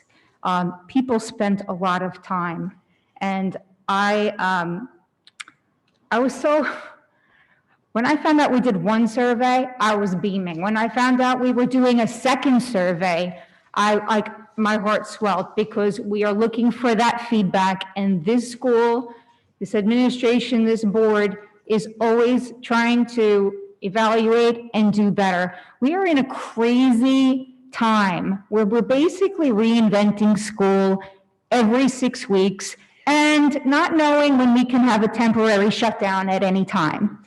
So faculty and staff are stretched thin, really thin, and it's all hands on deck. And so when I sat down and I went page by page reading this, I was overwhelmed actually by the feedback, the positive, the negative areas for improvement. And I wanted to echo, and some of them were really heartfelt sentiments by parents. I see the words Herculean effort, this, it's not perfect, but I'm so proud of what my child is getting. I wish my child could go to school more. We need more time. I took all of this to heart. And there's a lot here, but I was so impressed that so many parents went out of their way to compliment the teachers and the administration for getting this done the best that they can for right now. I too want it to be better. I want you to have more contact time with your teacher. I know that it's hard for the teachers to do it through the computer. I get it. We've reinvented school and we have to keep doing it again. And, like I said, there are schools that are doing no surveys, and that's awful. There are schools in Bergen County where children have not set foot in a school building this year, and not by choice. So, it's a tough year, and we need patience with ourselves, with each other, and gosh, I hope this pandemic passes, because we all want that sense of normalcy. But right now, I think we have to, we're doing the best that we can, and we're constantly looking to do better, and I'm proud to be part of that. So that's all I have on the survey. I have a few other comments I'll save for later. Well, we're in old business, so if anybody has old business, now is the time. I have old business. I'll just piggyback because I had two more things. Okay. I wanted to remind people, you know, I miss human contact. We all miss some human contact to some extent. I'm a glass half full kind of person, and I wanted to remind everybody that we still have this giant auditorium. And while we welcome you on Zoom during the pandemic, you are still welcome to come in and escape from children and the bedtime and come and see us in person. Once again, there are school boards, most of them where you're not allowed in the building to participate equally. So we welcome you to come back in, and I invite that. The second thing I wanted to piggyback on what Mr. Marmora was saying about the needlepoint bipolar ionization. I was so impressed with it when I did the research for this school building that I bought the residential version for myself. That's it. It's an extra layer. It's above and beyond.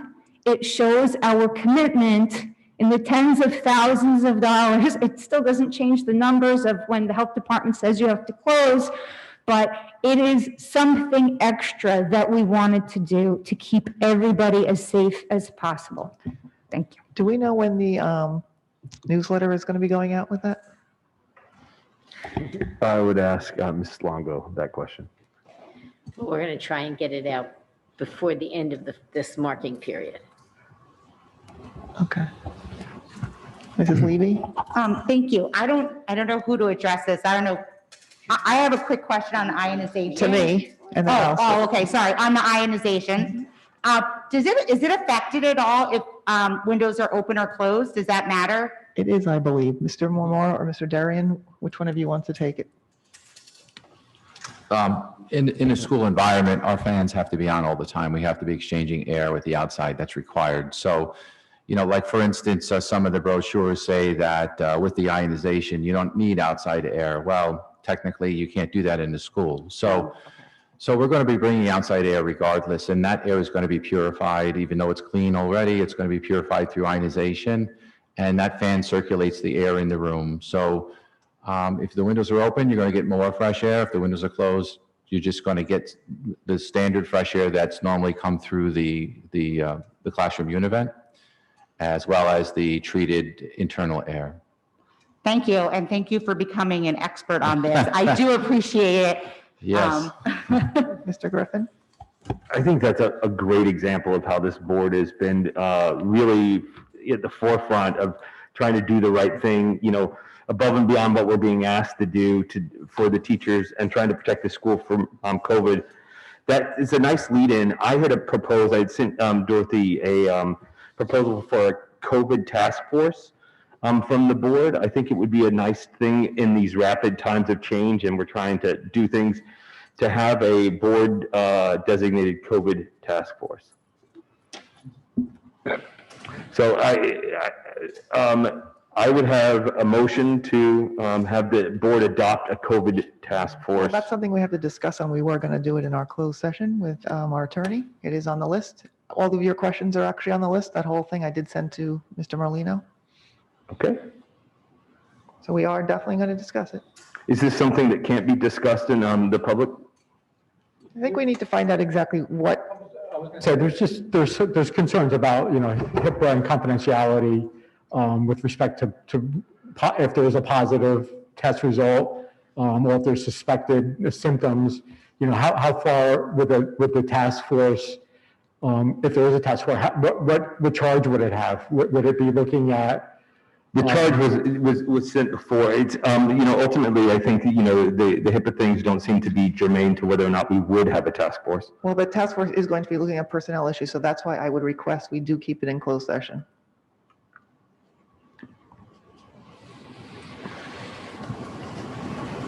What's your opinion? I don't know.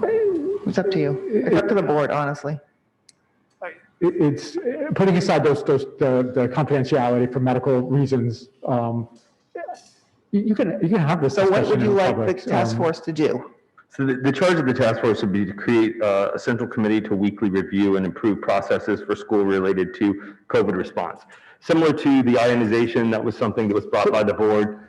And the idea would be have a standing meeting. Hopefully it would involve the administrators, but the agenda would be COVID decisions made over the past week. There are things that are happening that's happening rapidly. There are some gray areas that exist right now. And, as we're going through those, we need to clean those up.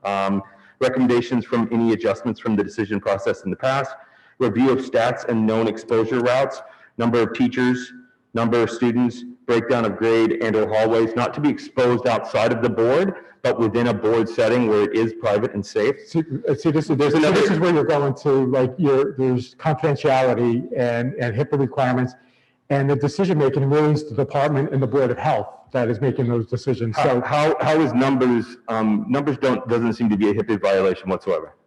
I'm not talking about no, because you're such a small school, like if there, and I'm just making this as an example, like if there's a number in one grade and one classroom, just the deduction, people can try to figure out who it is, whether it's staff or student. And again, I'm just making up. I think that, like from what I can tell is, it feels like something that's very necessary in this time for our board to be actively involved in this. It touches all of our committees, but to have a point of it makes sense. The idea of what can and cannot happen in it seems like that could be worked out in the same way that the committee description could. That can be nuanced privately. But the committee can't override the Board of Health and ultimately the county Department of Health. It's really, right. That's the expertise here. So no one's asking for it too. But there are exceptions. So I'll give you an example. So there are times that the Board of Health's recommendation is that, for instance, there was a case recently that we were not required as a school to provide information to a classroom about a second exposure in the classroom. Based on the number of days that it happened, the Board of Health requirement did not require us as a school to make that decision. Ultimately, someone at this district had to go, oh, do we go with what the Board of Health says, or do we go and provide more information? Those kinds of things where you're not going against the Board of Health, but maybe you're providing our people more access, is one of the types. Another type of decision would be a discussion about the attestation form. Right now, our attestation form says new cough, but the county board's sample version says cough. Our having new cough on there versus cough puts our building more at risk, and these kind of things can be discussed. But that attestation form and those symptoms, that came from the CDC. So the CDC and their interpretation then gets passed on to the Department of Health. And that on the state level, they continue to modify with their guidance, but their most recent guidance says that symptoms that appear, that word appear has been interpreted locally, the Board of Health and the county as new, as something that didn't exist the previous. It's been interpreted locally, and I think that's fine. I think from a board perspective where things are changing rapidly, and this is where the nuance can happen somewhere else, but the board as a whole has the opportunity now to make the decision, should we have a COVID task force? What that COVID task force does, I've outlined here. It was sent to the president before. The request was actually made to put this on the agenda. It was chosen not to. But at this point, the board does know that this information is there. We can nuance what it is, but it seems like a very germane thing to do. So are you going to be making these decisions? Because it seems like we're overstepping our authority as a board. Yeah. It really, I mean, is the task force going to make this decision without the rest of the board? According to our bylaws, no committee can make a decision. The decisions are made by the board. A committee like this would act as an information structure to make recommendations. Those recommendations, if they are for enactment by the admin team, they make the decision. That's their decision if it's in their purview. If it's something that the board can control, then the committee would make a recommendation to the board. So if I can interject here. So, I'm in theory supporting maybe a task force, but not for the reasons stated. I think that a task force may be beneficial to the superintendent as a liaison committee between the superintendent's office and the rest of the board. I thought it would be nice that there would be a group that would be establishing an ongoing rapport on this subject. And so the superintendent would reach out to the task force. The task force would be, representing the board's position. The task force would then discuss at regular board meetings, what was going on. But, in terms of running the school, that's not our role. We are a governance body. The school and those decisions on how we handle individual cases, how we notify, that's all left up to the superintendent. I was hoping that maybe we can discuss some of these back and forths, in executive session, because a lot of it has to deal with. We're going to. Okay, so, it's just that, look, I have opinions, right? And I would love to, be king of the day, but I can't, so as board members, it's an ethics violation for us to get too involved in the daily operations of the school. I want to make it clear, no one wants to be king of the day. The idea of having a task force like this is to give more voices and more people input on this sort of thing. I will tell you that our administration staff is amazing. They're amazing educators. They're being forced to do things that they have never had to do before. No one here is an expert at the CDC. No one here is going to be making decisions like the Bergen County. What I'm suggesting is that more people having their mind on this, working together, not with some king, but with us all working together as a community to make better, smarter decisions, that's valuable. Mrs. Norian? I just want to say, I understand what's going on with your request, except I think it would have been nice if the rest of the board had all the information that you just spouted off. I can't follow so easily all of the things that you expect of that committee. This request was sent on November 4th and was asked to add to the agenda, and it was never discussed. I understand that. I'm not disputing that, but I'm saying I'm not ready to discuss it because I don't have the same information that you have. And I think it's unfair as a board member to put me in that position. That's all. Mr. Darian, were you done? Yeah. I thought you said you had something else and then Mrs. Norian came in. If you're done, you're done. That's fine. I did. I just lost my train of thought. I'm sorry. I thought you were finished. That's all Sorry. right. Mr. Castro? So I think I would be open to the concept of it. I think we need some vetting out of it. As I understood it, if it was a situation whereby similar to how the board acts with the administration, where they might have questions, they might ask about certain things, and maybe perhaps elicit some responses, or just try to get a better understanding of things, and perhaps introduce some ideas and things like that without actually administering them. Similarly to how that's currently how the board runs with the administration. If this acted in the same way, I feel like as though it could be of value. Of course, we need to vet all this, but that was just all I wanted to say. Thank you. Mr. Walsh? I think that the idea should be presented to the mayor and council. I think that Oradell should have, and not a COVID, I wouldn't name it COVID because the next disease that we get thrown at us might not be a COVID, might be some other name. So I would make it a pandemic, but I would have the town go in front of the mayor and council, present that, and have a member of the board be on the committee because it touches all the COVID, or the pandemic touches all the committees in the town. So they could have a representative on this committee saying how they're affected with it. But I don't think it should be a school board. You can't just come up with an idea and make it a school committee, a standing committee. And I think it should be done through the mayor and council. Should be done through Oradell. I want to be clear that this would be a task force that would be limited for its need. I don't think it needs to be standing forever. The other thing I will just put out here, because I know that the direction right now is to hold this. This was needed at the beginning of the year. This has been needed before this happened. There are things happening very rapidly. Every week we wait to make this decision. We are not having as many people thinking about what needs to happen. So I still would push strongly to have it decided now to have the task force start.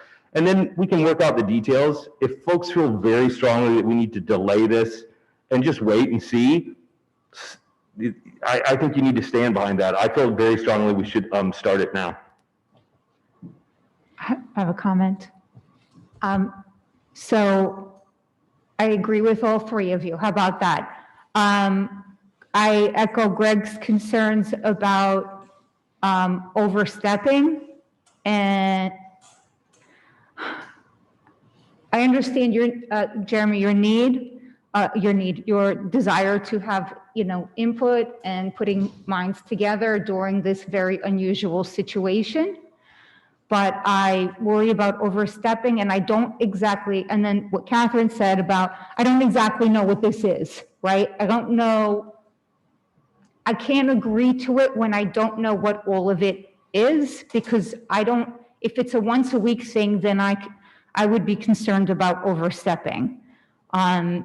So I would need more information. I wouldn't be comfortable setting up a task force when I haven't done any research and I don't understand the parameters right now. So that email you sent me, by the way, you had sent me a list of open questions for our attorney on November 2nd. And at the end of it, you said, let me know if you think the COVID task force discussion should be added to the agenda for our next meeting, or if you think it is really up to the president. My gut says the creation of this type of task force falls within your roles and responsibilities, but I could be wrong. So you said, let me know if you think it should go on the agenda. And then I had told you, I had forwarded everything to our attorney, and we were going to discuss everything on which there are still several other issues on here that we are going to discuss in closed session. So I just wanted to clarify that. As we're adding to the clarification, you and I did have a conversation, and I did request for it to be on the agenda. I don't remember that. Greg and I also spoke about that too. I had asked specifically for the information to be sent out to the board members too. So I don't remember that either. I told you specifically, I sent it to our attorney, we're going to discuss it in closed session. Just push us as a group to be willing to have these discussions. I think they're very important for the public to see. I think that the more voices we can have on these important topics would be great.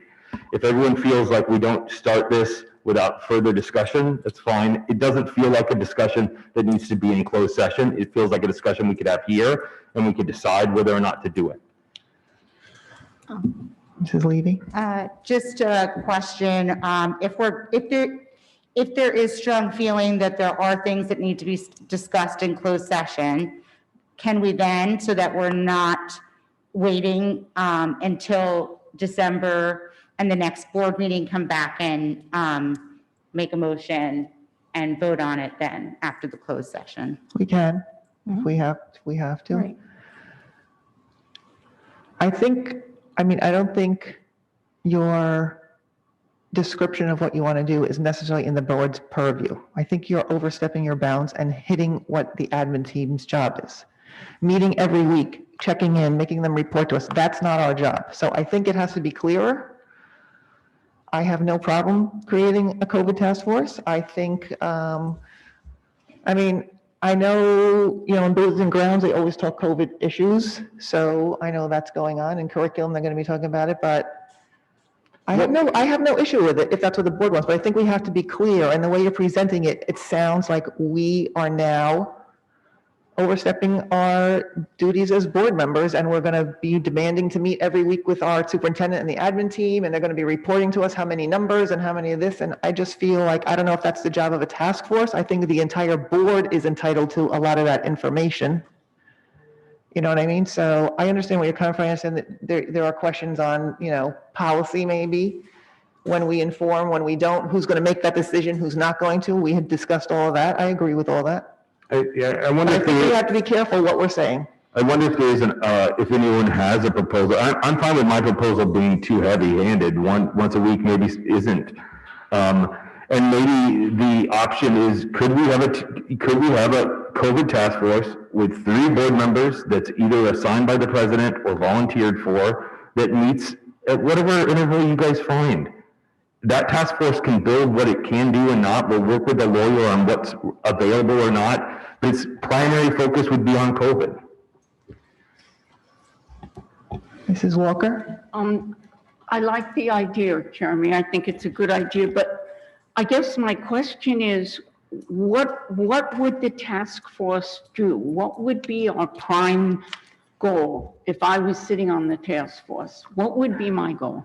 The thing that's needed at the time. I think one of the things that we know about COVID is that no one could have predicted what we are dealing with now. This is a rapid response task force that will come and look at the things as needed, as things are coming up, at whatever purview you guys think is appropriate, once every 2 weeks. But it's some way to bring additional minds to the table to review how we're responding to COVID, and that we're responding in a way that is for the best of our kids, for these staff members, for the administration, all of it. Mr. Walker, oh, are you done, Mrs. Walker?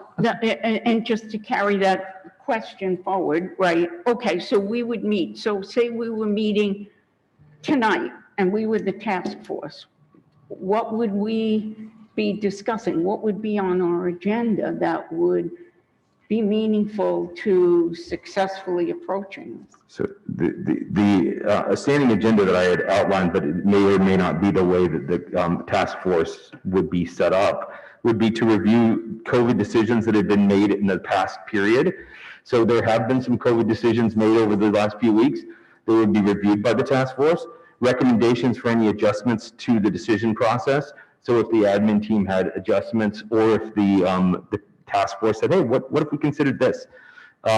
Review, and this is where Jeff was talking about, maybe the stats aren't something we can talk about. I don't know where stats can be talked about. Doesn't feel like a HIPAA violation. And then look at policy adjustments. So if there was something that happened in the school, there was some sort of outbreak, what things could be happening? What else could be improved? We all just want to make this a safer place for our kids. I'd just like to state a couple things for the audience, if anyone's still watching. The board is engaged. We were part of the reorganization plan. We had presentations when we went to start with school. We were given an update as to what was going on. The subcommittees were deeply involved with, acquiring PPE, providing funding, making sure that we had monies, the $60,000 or so for the ionization. All these things, the board was engaged in and working with the admin and staff and the superintendent. So, and of course, as things arise, I'm sure board members have expressed their opinions and maybe gave suggestions to the superintendent unsolicited about, whatever happened. So I'm sure that things have been progressing and the school has been adapting and responding to COVID in an appropriate fashion. So I just want to make sure that just because we're talking about a task force, whether we have a task force or we don't have a task force, all that is going on already, with or without us. So, I agree in spirit to a task force, but I think of it as something that may be easier on the superintendent. So instead of having to respond to the entire board all the time about updates, she only has to update a committee. But, I think that maybe we should really talk about this later, because, there's a lot to it. And, some of it involves, the communications about who gets what and when and how we should communicate and how detailed we should communicate and all of that. I think one of the things that you bring up a great point. For a board to do business, they either need to do it in public or they can do it in committee. Right now, because we don't have a committee for this is our only space to do it. Us talking about COVID stuff doesn't happen in executive session because it's easier for us to talk privately about it. That's not why it would be. It would be if we were asking our attorney for advice. That's the only reason we're going to closed session. So please do not twist our words as to why we are going into closed session, because we are very careful what we do in closed session. And it was also the direction of staff and the administration, so there was a little bit of that personnel. We're treading aspect very about- close to what we can say out in public. So let's be careful. The idea of the committee feels very much like we can talk about it here. Yes, but what that committee is actually going to do and discuss, we're going to be asking our attorney for advice. The necessity for us to be talking about things in an organized fashion seems like an easy thing to say yes to. How we organize it, that's what the committee can do. You get 3 people in a room, they talk about it, they present it with Jeff, say, hey, we can't talk about this, we can't talk about that. I mean, we've already spent 30 minutes talking about this, guys. I think it's up to the board if they want to. So I would move that we create. Mr. Walsh still wants to say something. Mr. Walsh. Are there any school districts that have it? Or are there any corporations that have it? I mean, you got those points from someplace. No, I just wrote those points. You did? Okay. Do you know if there's any of your clients that have? You know what, it's been, every committee's been charged with a piece of COVID. Right. So buildings and grounds, finance, and there's been a lot of back-to-back meetings to things that like are on the same agenda for each of the committees, public relations, policy. I think your idea, if you could put all those together, I think it's a good idea. Making decisions that was my concern, which I wanted to talk to you in public, a private session, not in public, because I didn't want you to overstep and really step on the toes of the local Board of Health and the county Department of Health. I mean, I don't want to be the one creating this. So it seems kind of silly, but what if we have a task force to create this? It shouldn't just be me. That's my point. And so I want to go on record. I want to go ahead and I move that we create a COVID task force that will define itself and present it back to the board. If the board chooses to not keep it after it's been formally set up, that's up to them. But the COVID task force first initiative would be to outline the parameters. Isn't that backwards? Before we vote to set one up? Wouldn't we have to know the parameters before we vote to set up a task force? All right, I would certainly like to have more information instead of just saying, oh, we're going to have a task force and then we're going to figure out what we're going to do. All right, then I move to create a task force to examine whether or not we should create a task force. No, we're going to discuss it in closed session. I can create a task force. I don't think I need a vote. It's under the purview. I don't need a vote. You can create. It's fine. Not when I look at it, it's the board that has the ability to commit committees according to our bylaws. But the board president appoints to the committee. So you're right. So if We have to create the committee though. you could, right, yes. We have to. The board president doesn't have the ability to. Right, but the board president fills it, The so. board president fills it, but we have to create it, and that's my point. So do we have to take a vote on it tonight? Like, does it have to be done by vote? Need a second. Wait, no. Do we have to If vote? if you want to What's going formally on? create it, yes. So we could do it after the closed session if we wanted to, or no? It's up to the Oh, board. my God, that's exhausting. Where are we? Who knows, honestly? It's, the motion, and I believe there's a second, I heard, is to create a new committee, the COVID task force. And then whoever's appointed to that, there'll be a chair, and there's going to be some discussions about the parameters and the authority of that committee. Certainly there's HIPAA restrictions and some of the Board of Health decision-making that they have the authority, that we don't have the authority of. Can I ask a But question? that being said, you can create it. Barbara just actually asked me a question. How does this fit in with our pandemic response committee? Like, is that their job? Is it the So the board? job? pandemic response What is committee's it? has got more people on it, so this is a board, this sounds like a board committee. Right. And what's Just the like job of the pandemic response committee? Well, it's sort of going to overlap, and there might be some joint meetings, but that is administration staff, parents, community members, board members. It's more of a global, a community group. Are they still meeting, that pandemic committee? I would I assume believe they so. do. And Are there board members on that and if so, who are I they? don't think so. Is there a board member on there? We should put a board member on there. Yeah. I would suggest that that might be the better way to go, is to involve a board member within, On our committee, on the Yeah. pandemic response team. We did, right? When one, yeah. It's a school committee.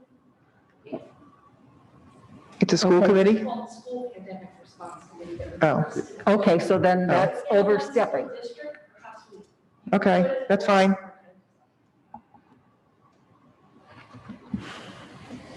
So where are we at? I think there was a motion on the floor, and I think it had a second. Who seconded? Who did? I second it. It's got to be, yeah. So what's the motion? What's your exact motion? To create One more a task force, to create a pandemic task force committee. Correct. Okay. And Mr. Walsh second it? Yeah. Oh, Rob, sorry.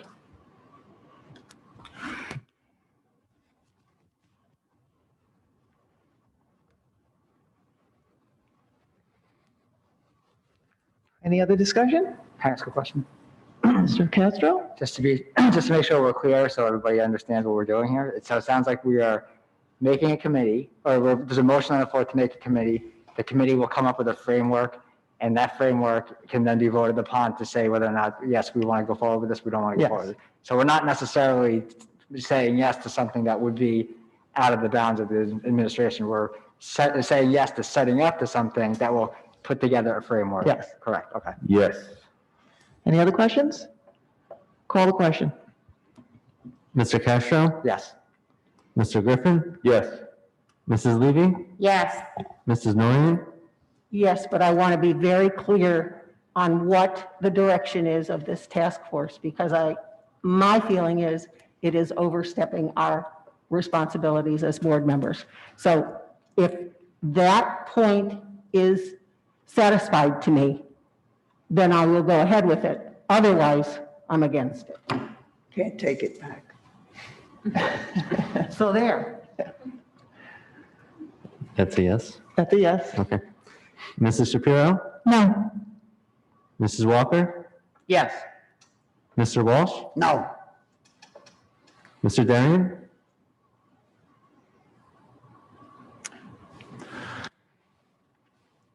Yes.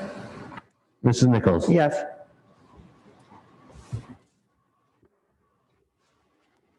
Levy?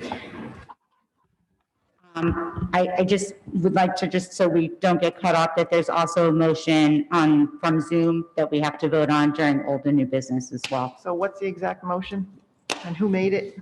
You made it? I made the motion that we should continue with Zoom meetings as long as we are legally able to do so. And I second it. Okay, any discussion? Or do you want- Yes. Mr. Darian? Yeah, I was hoping to say this when there were more participants, because there seems to be a misconception within the community about what we're talking about when we talk about Zoom.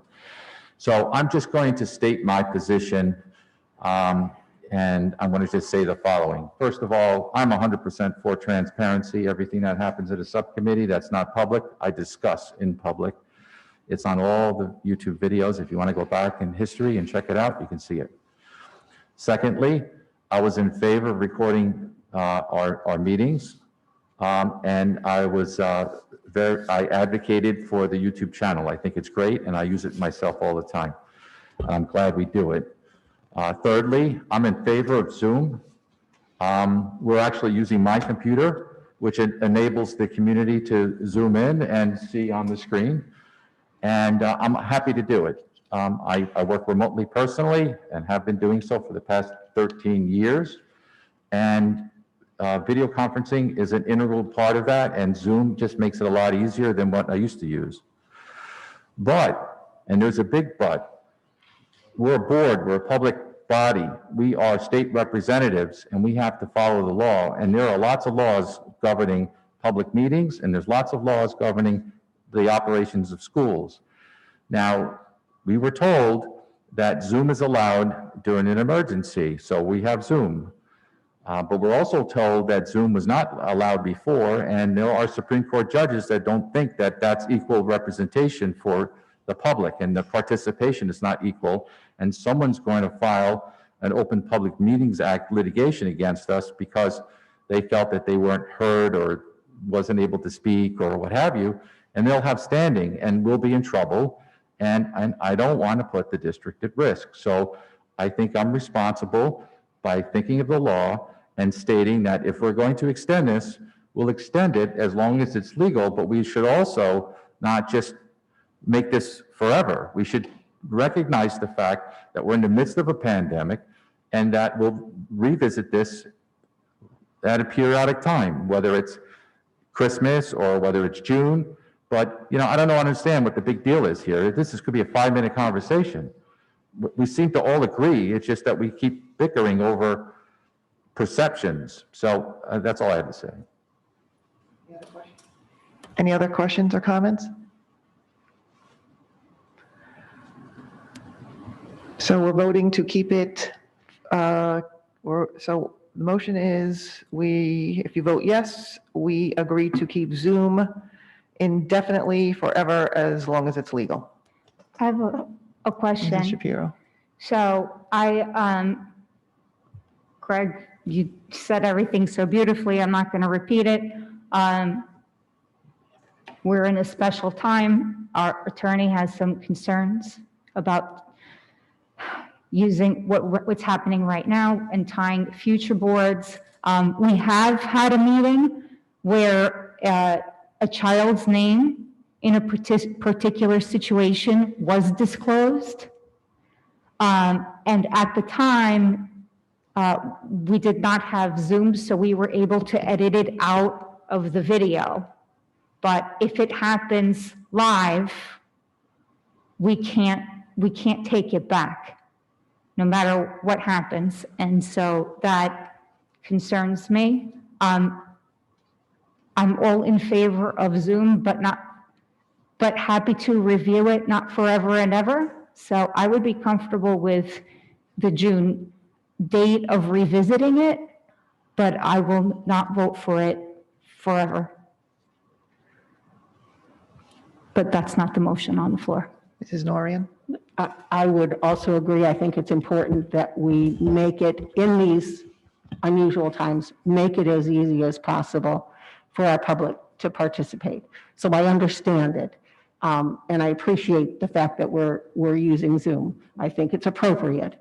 I don't think it will always be appropriate.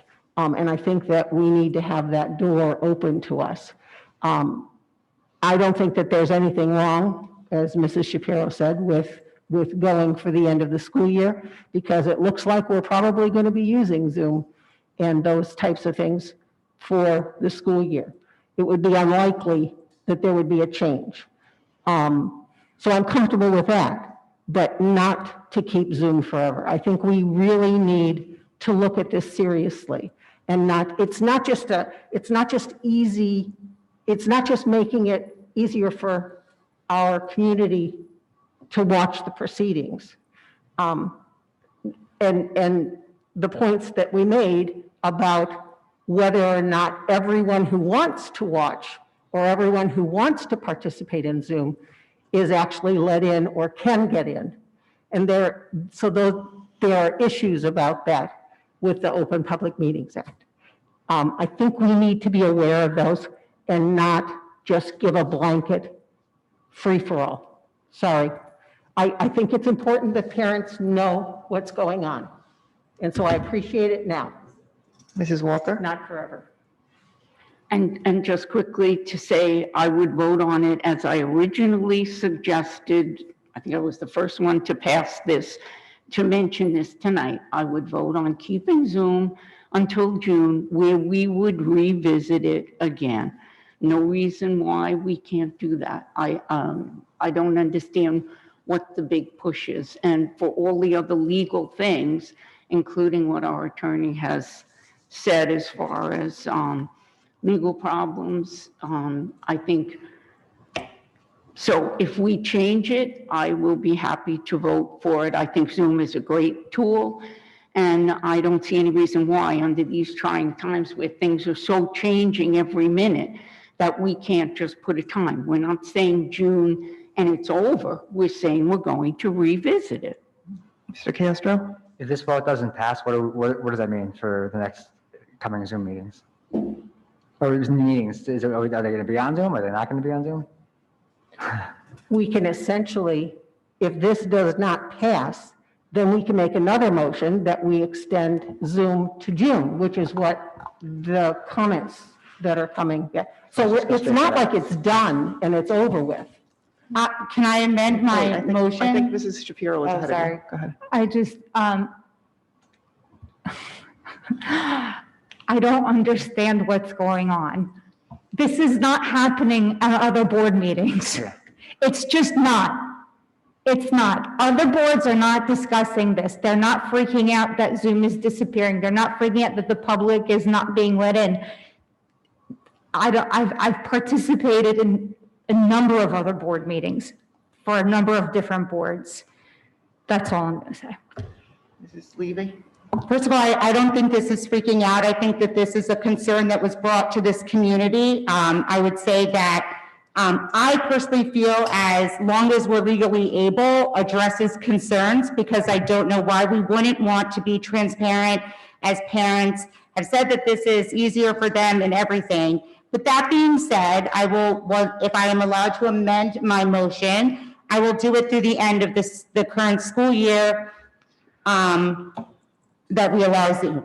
I want to make a correction to something you just said. You use the term transparency, and I think you meant to use the term accessibility, because as the law states, we are very transparent. The Open Public Meetings Act covers that. So whether we project on Zoom or not does not change our transparency. So I just want to make that clear. Accessibility, the ability for our community, as they say, to participate in our meeting without having to hire a babysitter or have to worry about that sort of thing. But as I said, I will amend my motion. Any other questions? I just wanted to make one comment. I hear Mrs. Shapiro's comment of like, why are we talking about this and no one else is talking about it? There are definitely board members on this board that feel very strongly that as soon as we can get away from Zoom, we should get away from Zoom. And the reason I have personally fought really hard to extend it as much as possible is I think these are wasted conversations. We shouldn't be having these conversations. I think this should be accessible and it should be a guaranteed right for our folks. And I would rather set that up. I'm fine with the amendment. I appreciate that there are folks that are willing to extend it through June, and I think it's good. But if you want to know why we're having this conversation, it's because there are people on this board that want to move away from this as soon as possible. I think the people on this board are just waiting to see what the ruling is going to come down. Mrs. Norian? I think it's unfair of you to make the comment that there are people on the board that are willing to just toss Zoom. Me too. I object to that. I really do. Because what we're doing is we're trying to make a decision for everyone. I want to make it clear. I'm not speaking about you. I'm not saying and you I don't need to call anyone out. But the reality is, but for you to make that statement is unfair to the rest of the board members. I'm sorry. It's unfair. I'm not trying to be unfair to anyone here. I know for a fact we have had discussions about whether or not we could have a Zoom meeting or not. And as soon as it was over, the idea was, nope, we're going to go right back to in person. And I'm not at a point that I'm trying to point fingers at anyone. We have this conversation, and anyone watching can tell exactly who feels strongly that we want to go back to it. It's fine. But Mrs. Shapiro's comment of why are we having this? We are having this because there are people on this board that feel very strongly we need to protect our community's ability to have access to a tool like Zoom for these meetings. I would like to object strongly to that characterization. We have discussed this, and we have said, individuals of this board have said that Zoom will disappear because currently the law says that we can only have Zoom during a state of emergency. If that state of emergency is lifted, guess what? We're not having Zoom, because if we do, we might be in violation of the law. So as a body who's supposed to be responsible for upholding laws, it would be irresponsible of us to say, we feel we should do this, so we're going to do it anyway. That's I object to that characterization because the first motion was I'm not saying, until we're legally did I able. say a board member said that? I'm just using, these are my words. I'm sorry. And if we're going to start yelling at each other in the midst of a public meeting, I think we should start using the gavel. I yield the floor. John Levy, you're still going. First of all, I have a problem because you can't count. You already have 7 yeses. So I guess you're talking about Dorothy and me because we're the only 2 left. But I don't care what you're going to say next. Doesn't make any difference. I think you said enough. So let the vote go till the end. Let John call the names and let the 2 people vote. And then we'll see where we are. And one comment from here, I think we as a board need to meet on a retreat. Yes. Absolutely. Call the question. Mr. Castro? Yes. Mr. Griffin? Yes. Mrs. Levy? Yes. Mrs. Nguyen? Yes. Mrs. Shapiro? Yes. Mrs. Walker? Yes. Mr. Walsh? Yes. Mr. Darian? Yes. Mrs. Nichols? Yes. Any other old business? I have new business. I do too, so go ahead. I wanted to discuss very quickly the gymnasium and facility request regarding the Oradell basketball. I've heard that, there may be some interest in the community to use the gym. I don't know if we can do that or not. I don't think we got it. I'm sorry? I don't think we got a request. Well, okay, that's fine. I just want to know if it's possible. And I know that the governor has said recently that, interstate sports like basketball, indoor sports is banned, but I don't know if that applies to us. And I also heard that Riverdale is not doing indoor sports. I don't know whether that's true or not, but that's what I heard.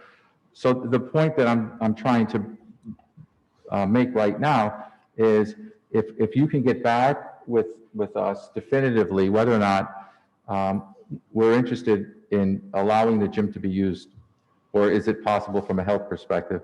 And then secondly, if that's the case, and if the community is interested in filling out a facility use, I think we should probably discuss it within Buildings and Grounds so that we could make it a priority to clean out the gym and make it available, because like all things, I feel that if we can resume as much normalcy as possible, it would be the best for the community. And I know that, we are in the midst of a pandemic, but this is outside of school, and, kids are playing anyway, they're on sports teams anyway, and there's only 5 people on a team. And, I'm not saying that we should do something outside of what, from a health perspective, but I just like to know if it is available, if it is permittable, and if the community asks, I think we should know what the position is of the school. So Mr. Marmara, you can look into that, right? Any other Question? So as of right now, no outside besides the aftercare, nobody else has requested. So we don't even know. I'm not sure about the river. I think I mixed up with Riverdale, the interstate sport thing. I'm not sure if they shut it down or just shut it down to outside groups. So I'm not really sure what's going on there. But right now, nobody's asked, but I'm curious. Any other new business? I have one point of new business. Can we look into these mics, because every single meeting, they don't work. So can we just figure out what it is, if it's batteries, if we just need new ones? It's just batteries? I think, Every meeting for 3 years. User error, and the user might have been a little nervous, she will look at that. I highly doubt it. Is there another mic that's easier to use? No, because the one I got last time didn't work either. So let's just see if there's something, a better solution. Any other new business? Okay.